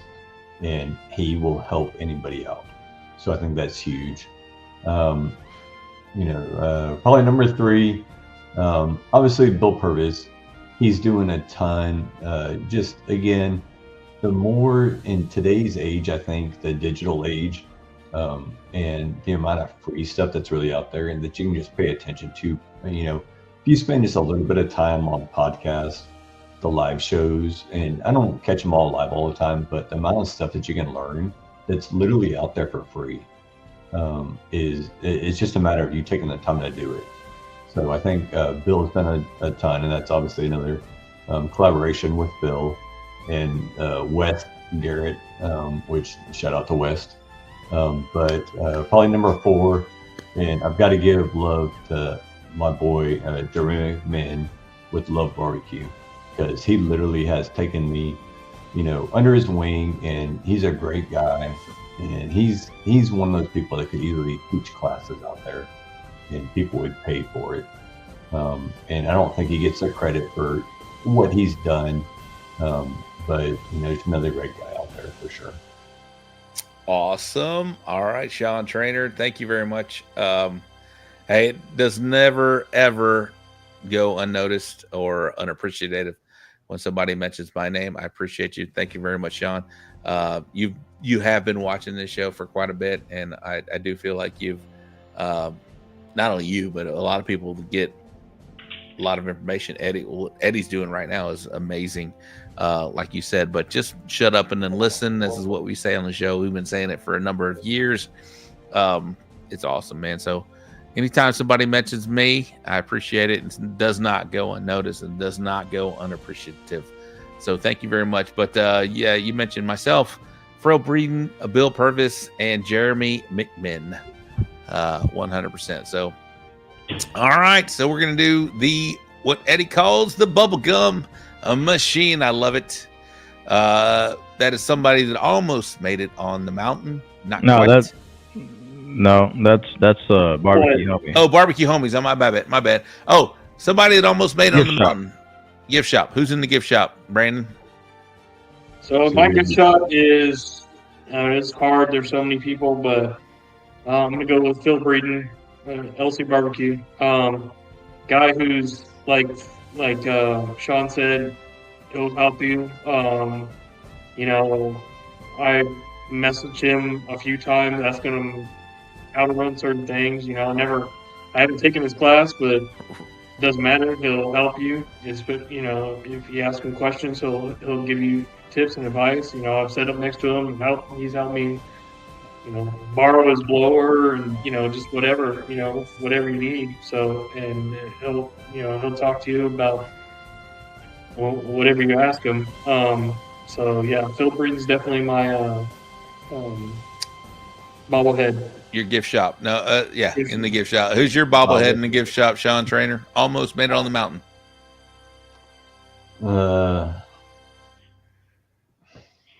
Man, I don't know, and that's the one I probably haven't thought about the most. There's so many. I have been fortunate. I've had so many people that You know, if I'm gonna play the Grammys awards, I will totally donate to all the California wildfire shit. Just to list a ton of names off. I mean, you know, talking to Curtis McBlain and getting first place brisket after he helped me. Love you that know, guy. just a little bit. You know, I mean, there's so many people, and you could walk into. I could go to any one of y'all, I feel like, and say, I've gone to you, Rob, and say, hey, I'm having trouble with my Yep. rectum. Yep. What should I do? And you're like, you stopped what you're doing to come help me. Yep. I mean, 100%. that's kind of, and so honestly, I'm gonna plead the fifth, but I'm gonna put it out there to all of my barbecue family is in the gift shop. So I don't think it's been done. I don't think there's a rule against it. So And there is a rule against it. You There's have to no pick rule, one. but can we boo it, Eddie? Can we? There's a rule. There, you Boo, can't do that. You gotta name boo. That's why it's never been done, bro. Because there's a rule. You can't. Boo. All right.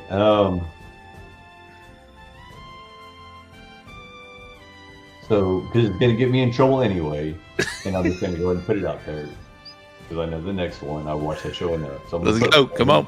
I'm putting Brandon Perryman in the gift shop. Oh, shit. That's a first.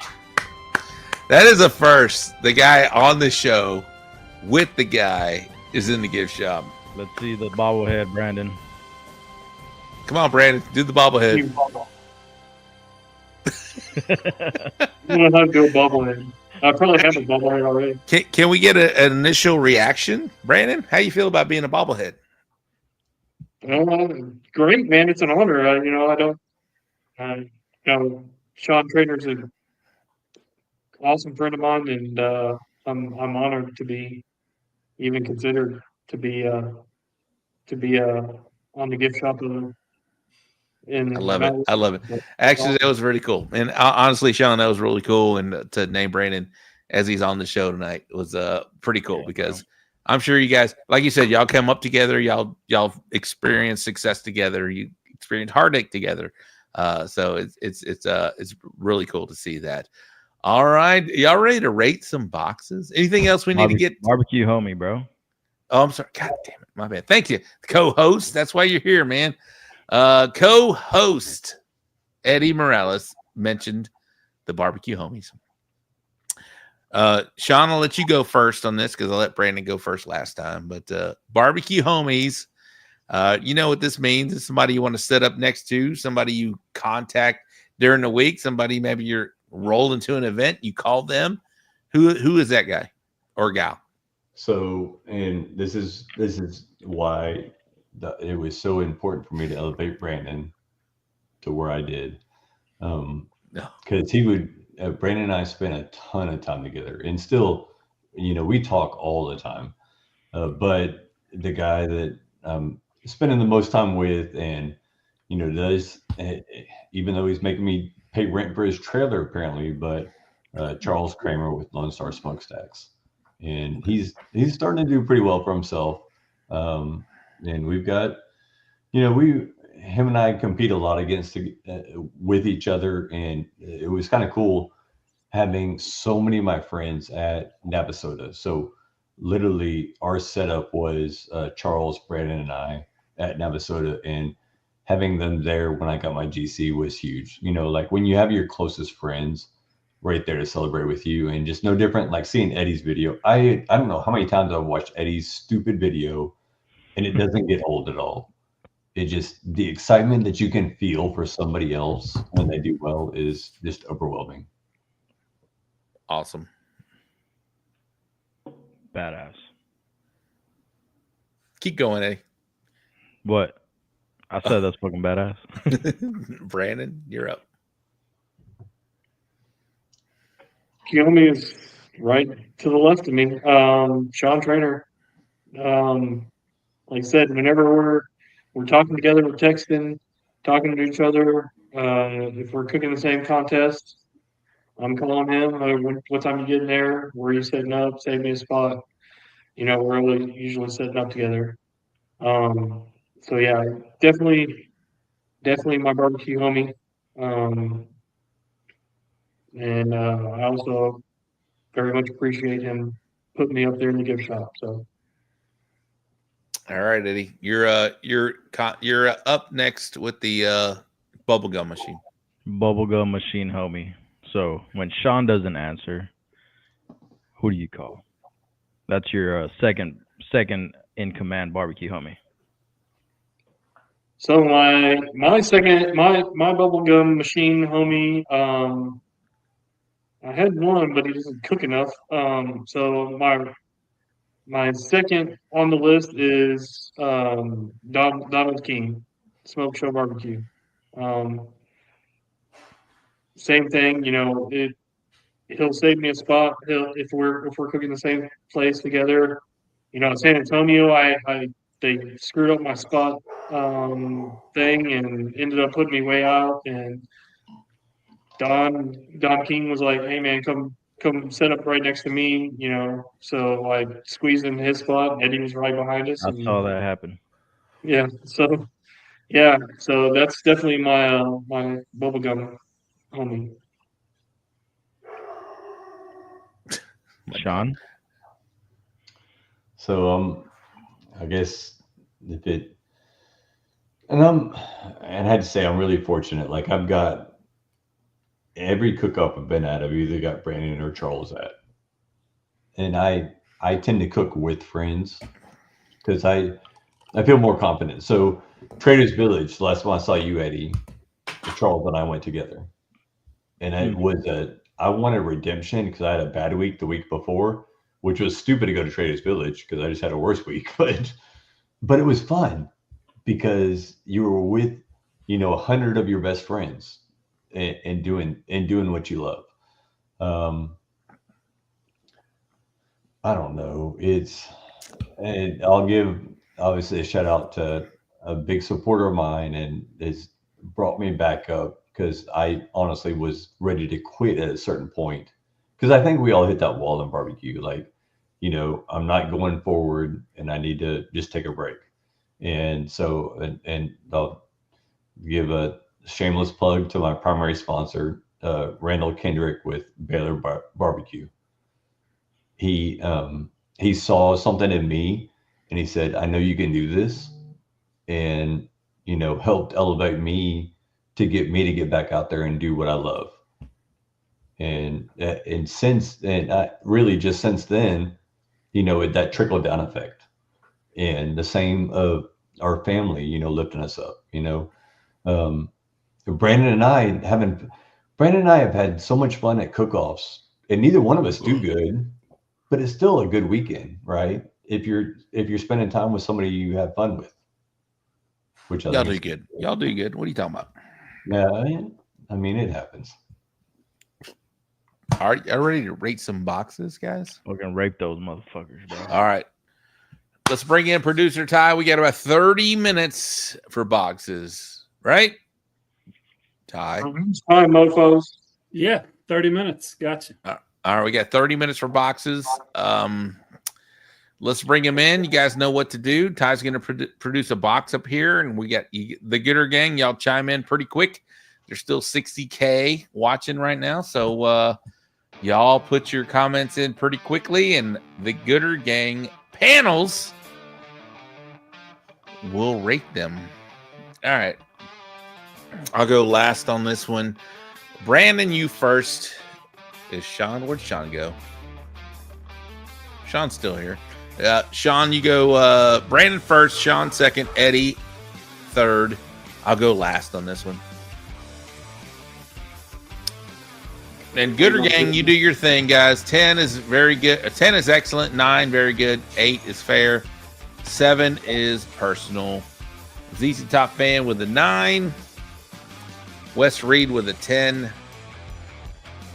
Cheers, guys. Cheers. What did he say? Cheers to the guys. Keep us going. I've been there. Like, my heart is not in this anymore. And bam, friends are do this. All right, yeah, 100%. 9, 8. Sauce set too long and no wingtip. Well, this guy is just, Rosicki is just trying to get murdered on this show. 10, 9, 10. All right, who did I say? Shawn, you're up first, sir. I'll give it a 9. It looks good. It looks a little, maybe extra baked. I mean, maybe a little more shiny. Take it off a few minutes earlier. It's my only thing. So are you saying you like a little more sauciness? Yeah, I prefer a little more saucy, like tacky. Yeah. What do you mean? That is tacky right there. Well, I guess, okay, a little less tacky then. A little less tacky. All right. Brandon, go ahead.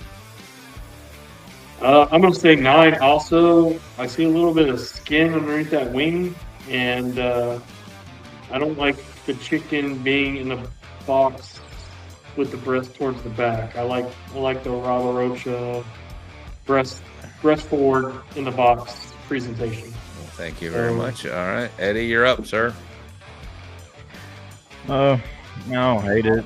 A little dark, but I'm gonna give it a 9. I turned it around, put that breast forward. That looks good. All right, I'll go next. It is a 9 as well, just because of the orientation, excuse me, as Brandon said. Yeah, put that breast forward down. I like the wingtip. I like the tackiness. I like everything about this. I like the bass boating, but I do not like the orientation of this bird. Spinning around, not even just 90 degrees. Just put that breast forward. You got a 10 from me. All right, next. Shane LeClaire tied for first in Humble out of 122. Come on, Shane. I mean, everything was perfect, but put it where you need to go. Even the no wingtip team. Hashtag no wingtip. All right, next. Okay, next. There we go. I'll let Eddie go first on this. I think Brandon will go almost next. I'll go first. Shawn, you'll go second. Truly, Rob is a breast man, 100%. Yeah, I'm also an ass man, if it matters. Little Gringo 10, G-Waltz 10, Nicho 10. All right, can we? All right, a lot of 10s going in here. A lot of 10s. Who did I say was first? I think I said Brandon. That's a 10 for me. I mean, I don't see anything wrong with it. Yep. A little bit ununiform, but I mean, you can't really hate on that. Shawnee? I'll give it a 10. I want to eat some. Yeah, I'll give it a 10 as well. Eddie Morales.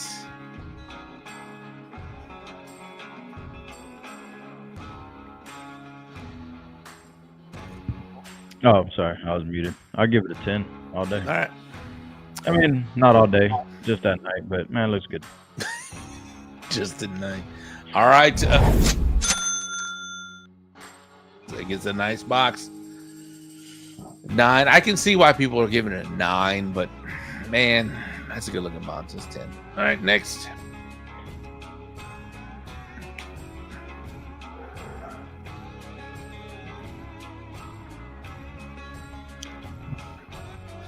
I'll let Shawn go first. Brandon second. I'll go third. Eddie go last. All right, Gooder Gang, do your thing on this rib box, please.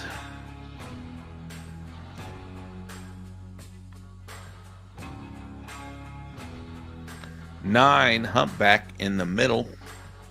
8 from Buzzed. That was Casper's brisket. All right, good job, Casper. 9, 8, 9.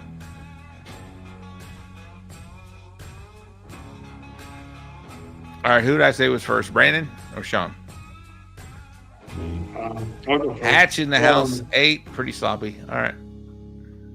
I don't know if I'll go 8. I'll give it a 9. A little bit uneven cut, maybe, and you know, I see a little more fat than I'd like to see on top, but other than that, I think it's decent. 9. All right, go ahead, Shawn. I don't want to be Eddie, so I gotta say 8. So a couple of things. I mean, obviously it's a CBA box. Orientation. No, it's not. What's that, Rob? Not Oh, I'm sorry. Well, maybe that's what maybe I'm it is. leaning There's towards. 10. It's There's not 10 bones. it's not You're an right. IBCA box, obviously. No, there's 10 bones. You're right. It could be. So and just the me personal thing, I want to see bones going forward, and just consistency. There's maybe, I don't know if it's the saucing after the fact. It doesn't seem like it's dry, and I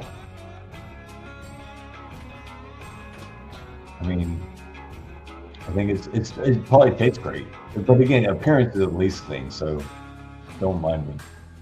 All right, so this is a 9 for me. It's not perfect. It's even almost leaning 8, but I'll give you the benefit of the doubt. 9. I don't like the top layer there. I see a lot of fat on the ribs. The toenails are not consistent across the board here. Even the terrain is not consistent across the board. What I mean by terrain, I want to see them completely flat. This is even the bottom. It's an 8. Honestly, I'm just going to talk myself out of a 9. It's an 8 for me. Eddie, you're up. I mean, they're not the worst ribs I've ever seen in my whole entire existence, but man, I think I'm gonna go 8. I really want to say 7, but they're not that bad.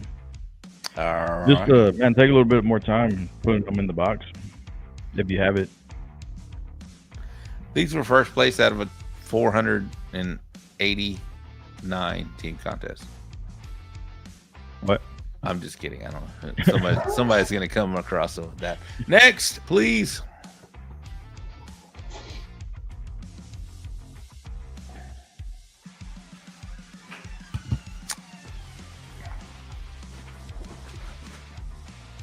Brandon, I'll let you go last on this one. Somebody dim my screen.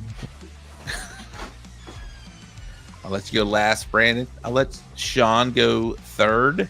Eddie second. I'll go first. 9 from the Pit Life. Wes Reed is that smiley face? I can't tell, Wes. What's up, Wes? How are you, my man? I'll see you soon, man. I'll see you as Wes is an 8. I'll see you soon in Houston. All right, 9 Fidencio, 8 Nicho. Got to see Nicho in Uvalde, Texas. Eric Arnold, 8. He's a top fan, 8. All right, who did I say was going first? I think that was me, right? I'm gonna go first, right? I'm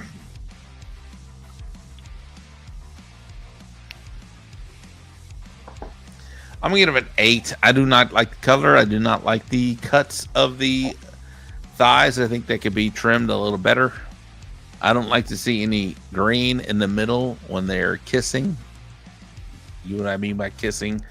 Yeah, that's an 8 for me. Color's not right. Trim's not right. Placement's not right. 8. Eddie, go ahead. Man, it's really dark. But I'm gonna give it an 8. It's not the worst thing I've seen today. Wes Garrett's in the house. What's up, Wes Garrett? He What may up, have Wes? landed in Miami. Just saying. West. Shout out to Wes Garrett, producer of the Chicken Fried Show, in the house. What's up? Bill Purvis, host of the Chicken Fried Show, in the house somewhere. I hope you Bill. Excuse me, Bill. I hope you're feeling better, my man. All right, Eddie, did you scored 8? I think I heard. Yeah, I gave it an 8. All right, Brandon, you're up. Yeah, these thighs are darker than my sense of humor. They need to be flipped 180. The knuckles need to be facing out, and yeah, next time don't over microwave them. I'm gonna go 8. Over microwave them. All right, Shawn Trainor, you're up, my man. Close this out. I feel bad, so I'm gonna give in to help this person out. I'm gonna give a 9 because I haven't touched thighs in my life. So the fact that you did thighs, I give you extra credit because again, something I've yet to touch. Bravo for reaching out there and at least doing it. Wow, you need to date more, Shawn. Just saying. All right, next.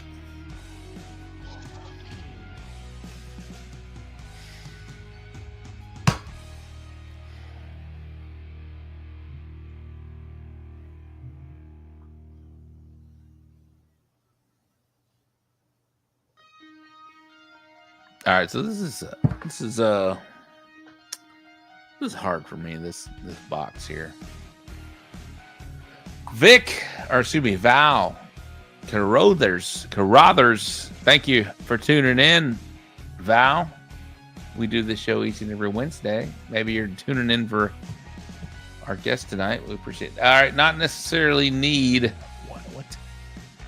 to be flipped. There's some rationale. Dive your face towards front of them. All right. 10, 8, 9, 10, 9, 9, 9. All right, a lot of 9s, a couple 10s. Wes Garrett in the house from Mississippi with a 10. I'll go first here. I like the bones. I like the toes pointing out here.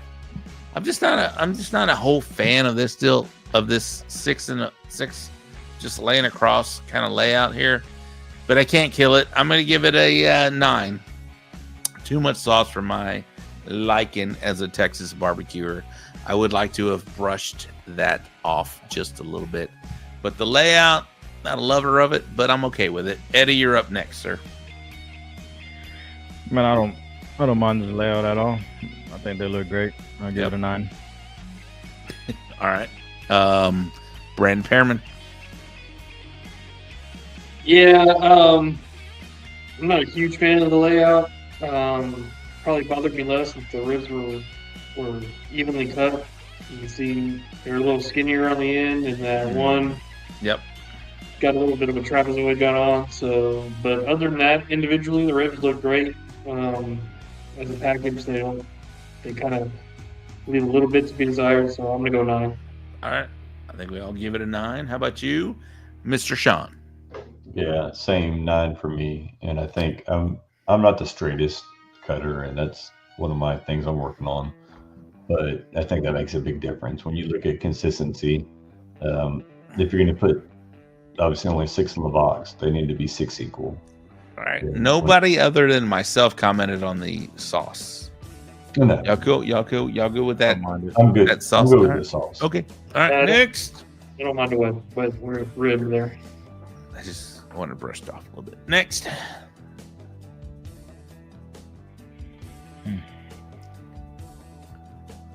Can we take some of that previous sauce and put it on this one? Just saying.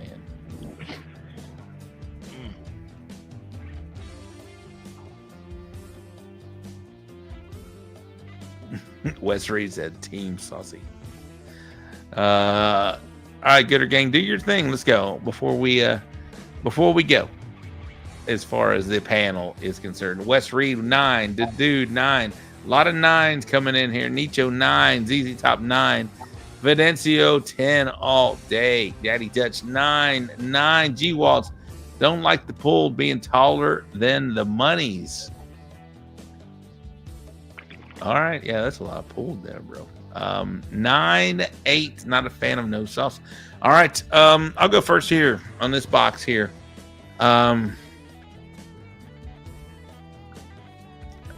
Again, I would like to see a little more sauce here on this box.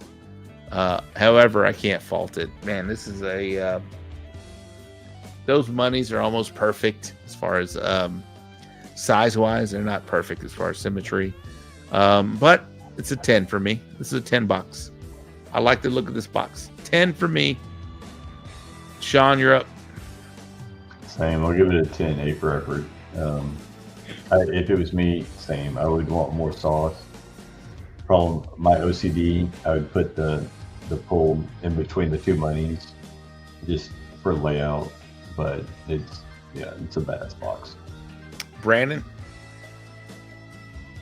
Yeah, if you've seen my board boxes, I'm a big fan of asymmetry and give them a little bit of variety. So yeah, those monies are perfect. So nothing wrong with this box at all. I'll go 10. Eddie. Man, besides that pulled looking like I need to floss my teeth after I eat it, man, it looks good. I'll give it a 10. Little Gringo in the comments here. Little Gringo, what's your score? Little Gringo on a 10 through 7 scale, please. I don't know. He might have rated it, but I didn't see it. Yeah, I'll give it a 10. All right, nice. All right, next box, please.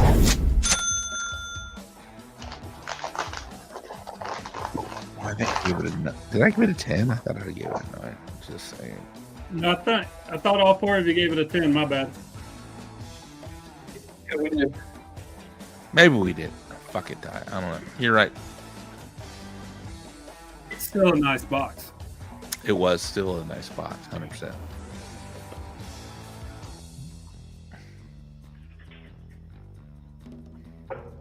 Oh, was that Lucas's box? Congratulations, Lucas. That was good, man. That was a good box. Yeah, since he said something, that was Lucas Armstrong. He likes Eddie's scoring. All right, 10. Linda's in the house. What's up, Linda? 9.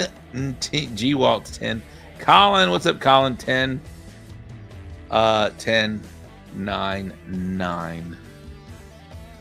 All right, Ty, we get about 3 more boxes, please, sir. I'll let Eddie go last on this one. I'm going to give this a 9. I can't tell if this is the lighting or the darkness of this brisket. I mean, I want to eat it. Other than the layout there, it's perfect. So I'll give it a 9. I wish I'd like it a little more lighter. That's all I can say. So I'll give it a 9. But I want to eat it. I want to try it. I bet it's good. Brandon, you're up. Yeah, I don't mind it at all. It's a 10. I don't think it's too dark. It's probably the picture. It looks like one of my pictures where it's freaking taken in a dungeon. So I can't knock him on that. Okay, 10. Shawn. Yeah, I'll give it a 10 also. Until I get better at pictures, and it's such a hard thing. Eddie? Not take pictures. I need red canopies. Excuse me. Eddie, you're up. Man, I don't know what y'all are looking at, but that's a 7 for me. Ooh. Why? Yeah, we might have 2 different briskets on the pictures, but man, it looks like I'm scared to eat this shit. Are you? No, I'm ready to eat it.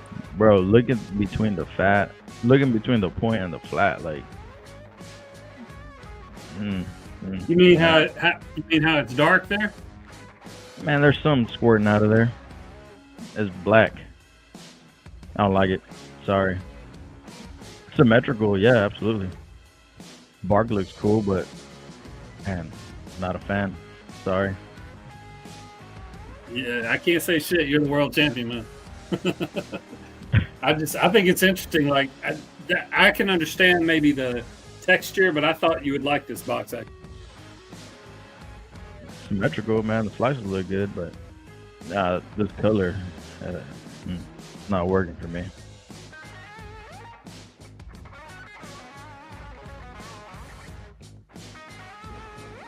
All right, I'm sorry. Next box, please.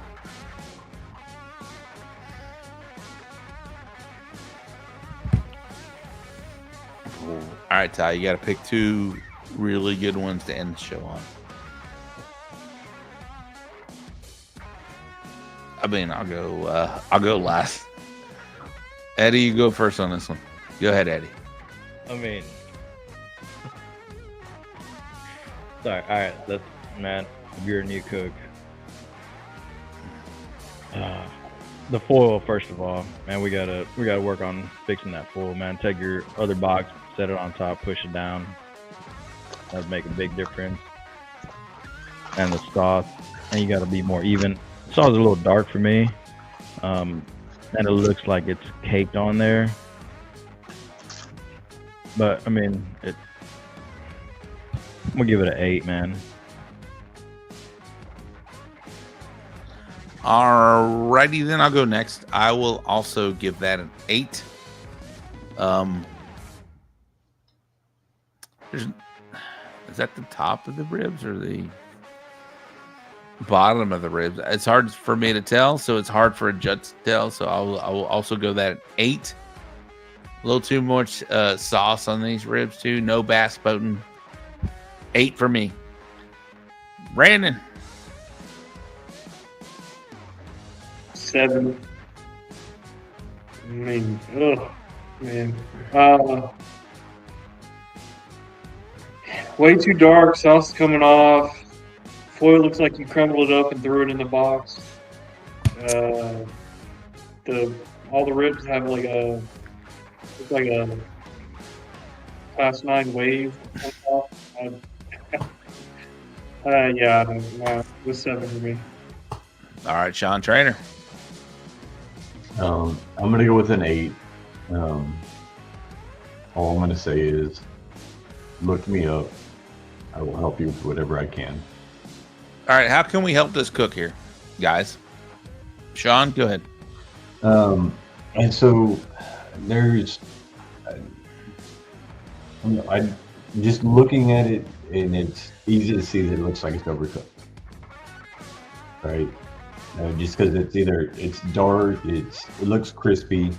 And there's so much in the time, technique. I hate you, Cesar. And, yeah. And I'm not perfect. I've learned so much through so many people on ribs, and it's crazy, the amount of things that you do to it, processes. Yeah. But there's big difference between what you cook at home and what you cook at competition. And I'm just going to say, this looks like at home. If I'm trying to help this cook here, I would say, have contrast. The bottom rack, you don't see toes. And we say toes, we're talking about the bones pushing back off the ribs. Flip that top rack over so you can see some toes. Just so you can have a little contrast there. That would have helped your score quite a bit. All right, next.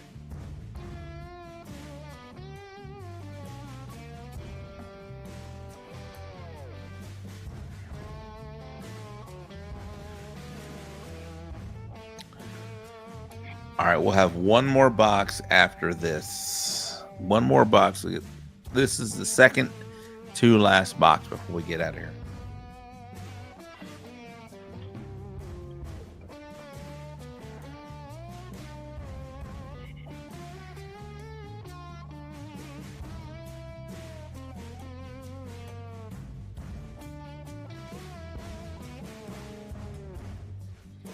Got a couple 8s in from the Gooder Gang. The Dude Barbecue with an 8. Linda Whitson with an 8. Rob, that means pay attention. Oh, I already saw. That means get off your phone. Thank you. I already saw. Well, you got to read the comments, bro. Producer Ty did. All right, let's go. Here we go. Next, Eddie, you're up first, sir. I like the color, kind of where the sun's hitting it. It has a little shadow, so I can't really see if it's even throughout. But it looks like it got a little hot on the bottom. Burned that skin up a little bit on the bottom of it. Wingtip maybe looks burnt. I'm not too sure. Yeah, but it looks decent. I give it a 9. All right, Brandon, Perryman.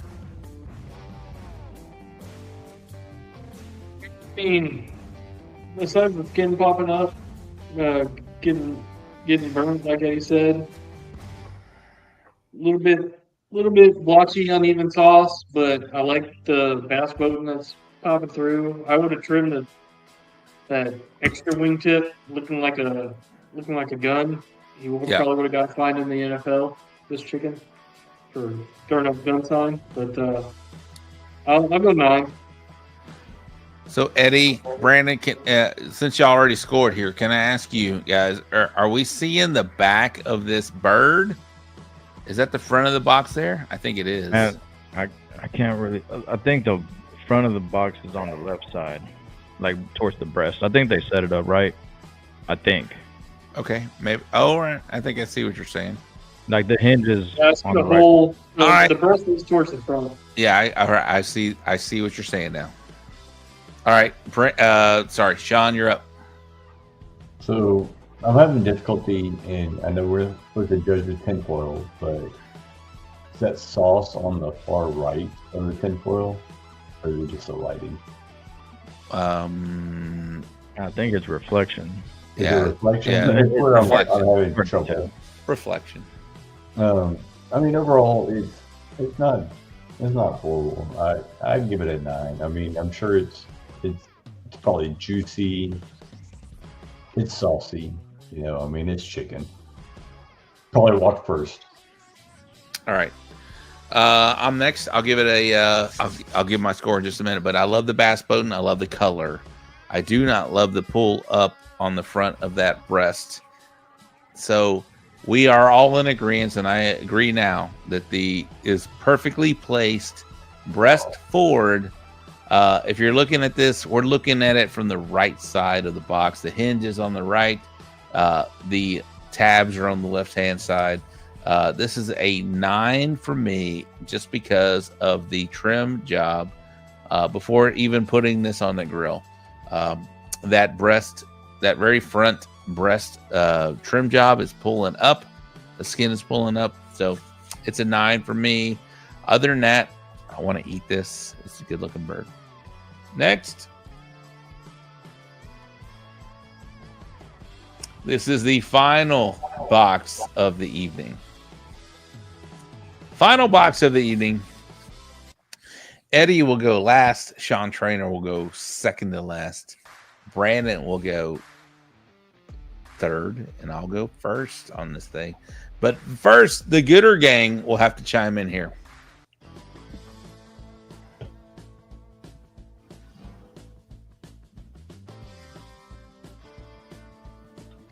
No, Steven Rosicki, that was wrong. 9. What's up, Donnie in the house? 10. Wes Reed.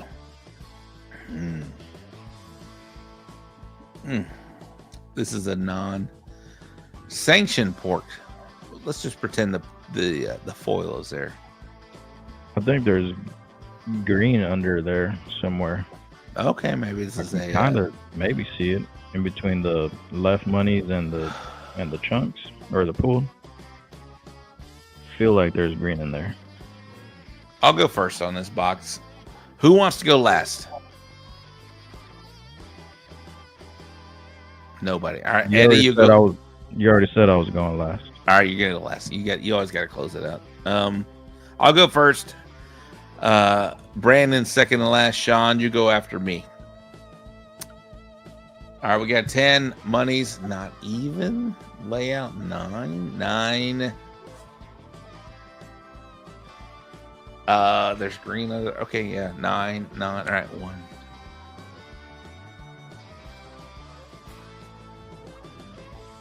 All right, I'll go next. I'll go first. I'm sorry. Man, I want to give this a 10 so much. I just cannot because there are the same number of monies on the right are not the same on the left. That is just killing me. And just the middle does not look even either. Although I want to try this. I think it looks great. I think it's probably going to score very well as far as the taste is concerned. But as far as appearance, which is what we're doing right here on the So Smoking Gooder show, it's going to be a 9 for me. Shawn. 9, same reasons. I honestly don't know what's in the middle. It looks like and those are tubes. Or is it like just giant tubes? And see, I'm not good at They just didn't pull them. Those are whale tubes. Whale tubes. But yeah. I mean, it's still, yeah, I want to try it. It looks tasty. Brandon Perryman. All right, so on the individual pork itself, it's a 10, but box layout, it's a 9. Like you said, you got uneven 8 on the right, 7 on the left. Not sure what's in the middle. So as the box as a whole, judging the box as a whole, is a 9. If I could see 3 rows of that one on the right, it'd be fucking perfect. Eddy, you're up. So I definitely see the greenery. So, man, I think it's a KCBS box, and that's those tubes in the middle. Man, I don't really mind them. Man, I like it, bro. I don't know. I'm trying not to. You know, it's 9. I mean, yeah, 7 and 8. I don't give a fuck. That's a 10 for me. Ooh, damn. You got a 10 there. You go. All right, nice. All right. All right, Ty. Let's get in here, bro. Pull that box and get in here, man. So what's up? Is that it? Yeah, that's it. That's all the boxes. That is it. All right. Producer Ty, what'd you think of this show tonight? Well, I mean, it's always fun whenever you bring in people that haven't been on the show, and then I've been seeing Shawn Trainor for a minute, and I've been watching Brandon Perryman on social media, and I see all the interactions that I have, and that's what I like. I like everybody talking with each other, telling each other, talking a little bit of shit, and then when it comes right down to it, really, pulling Shawn aside and helping him with what he needs. Eddy talking to the people. All the feedback that everybody's getting. Like every week, I say the same fucking thing, it seems like, but it's different people that are all doing their own little personalities, man. It's cool as hell. Awesome. Awesome. All right. Well, Shawn Trainor, before we let you get out of here, anybody else you want to give a shout out to, or your supporters or whatever it may be? I appreciate you, man, being on the show. First timer. I appreciate you, man. Thank you. Yeah, of course. And I appreciate the opportunities. Obviously, first and foremost, Baylor Backyard, Randall Kendrick, and Mr. Gerald that supported me from there. That's been huge, kind of building that confidence back, because I honestly was about to take a break and just let some time go by and get back into this, recircle. And then I kind of felt like I had the confidence. And then all of a sudden after that, I had put a bunch of stuff out there, and not, I don't know what to do with my hands, but shameless plug, Gulf Coast Smoke, Alonzo Cantu, and I really appreciate, I give a lot of credit to Brandon. Brandon really turned me on to using some of their products, and the stuff that he's doing. There's, I've got myself and Charles Kramer, I mentioned him earlier. We've got some stuff coming down the pipe. We're going to do some stuff here soon to push out. So look to that. And then Chop and Block. Chop and Block picked me up. John and Sarah Joe. They've, kind of supported me. And if, I won't get my money muscles anywhere else. I started running their Rosewood Wagyus, and I'm trying to get used to them still. Unfortunately, I still had a bunch of Snake Rivers in my freezer, so I'm trying to get rid of all the stuff I got in my freezer. Other than that, I think that's kind of my biggest ones. I could use a charcoal sponsor. Still, I know Brandon and I are still, trying to fight if we could be the first if we're still going to keep DEI into this at all, the original charcoal would be great. You're going to be the first white boys? Is that what you're saying? Yeah, I know there's several of us that are still fighting for it, but Joey, hey, I'll push it, bro. I love it. I think y'all got to get through Shane, because or Stacy Perryman's pushing hard too. Yeah, I know there's several. He's pushing hard too. All right, sorry, Brandon Perryman, you're up, my man. First and foremost, my day ones, the barbecue store, Dustin Stanley, Lana Stanley, picked me up when I was a nobody. Same with my homie Gulf Coast Smoke, Alonzo Cantu, Sabrina. Almost at the exact same time, like same month. I got picked up by Gulf Coast Smoke in the barbecue store. So those are my day ones. The chopping block, my homie John and Sarah Joe always take care of me. I've been running Rosewood Wagyus for the past year, solid, and they've been taking care of me. And then Shawn freaking got ahead of me, but I am 30% Hispanic, so there you go, Joey. That counts for anything. Texas original Clarkville. It's all that powers my Quattro D drums. So there you go. Bobby knows. Joey's listening. I promise you. I promise you, man. He's listening. All right. Well, thank you guys very much, man. I enjoyed hearing your stories as far as, where you're coming from, people you looked up to, where you're at right now. And, this is only the beginning for both of you guys, Bottom Up Smokers and Brandon Perryman with Always Forward Barbecue. Shawn Trainor, obviously. Eddie, what you thinking, my man? And doing it. I'm doing great. And it was great having you on the show, getting to know you a little bit more. Wow. And also, I want to say, everybody that sends boxes in, man, we give you a bad score. Like, don't take it personal. You know what I mean? We're just trying to be helpful. And, man, y'all can always, text me or message me on Messenger and ask questions, bro. I'm down to help anybody. I'm not an asshole, so that's it. You only play one. He plays one on TV. You only play one on TV. Man, the box look like shit, but I'll help you out. You know what I mean? Love you, Eddie. We're just fucking with you. Love you, All right. my homie. It's been supporting me for a long time. Appreciate you, brother. Yeah. Brandon Perryman, Shawn Trainor, we appreciate you, man. Thank you for coming on the show. I think that's going to wrap it up for Eddie Morales, producer Ty. Eddie, anything else you want to come on before you get out of here? Nope, I'm good. All right. We're going to wrap it up. Case, close us out. Let's go. Good night to all of you wonderful people in Barbecue Nation. You too, California.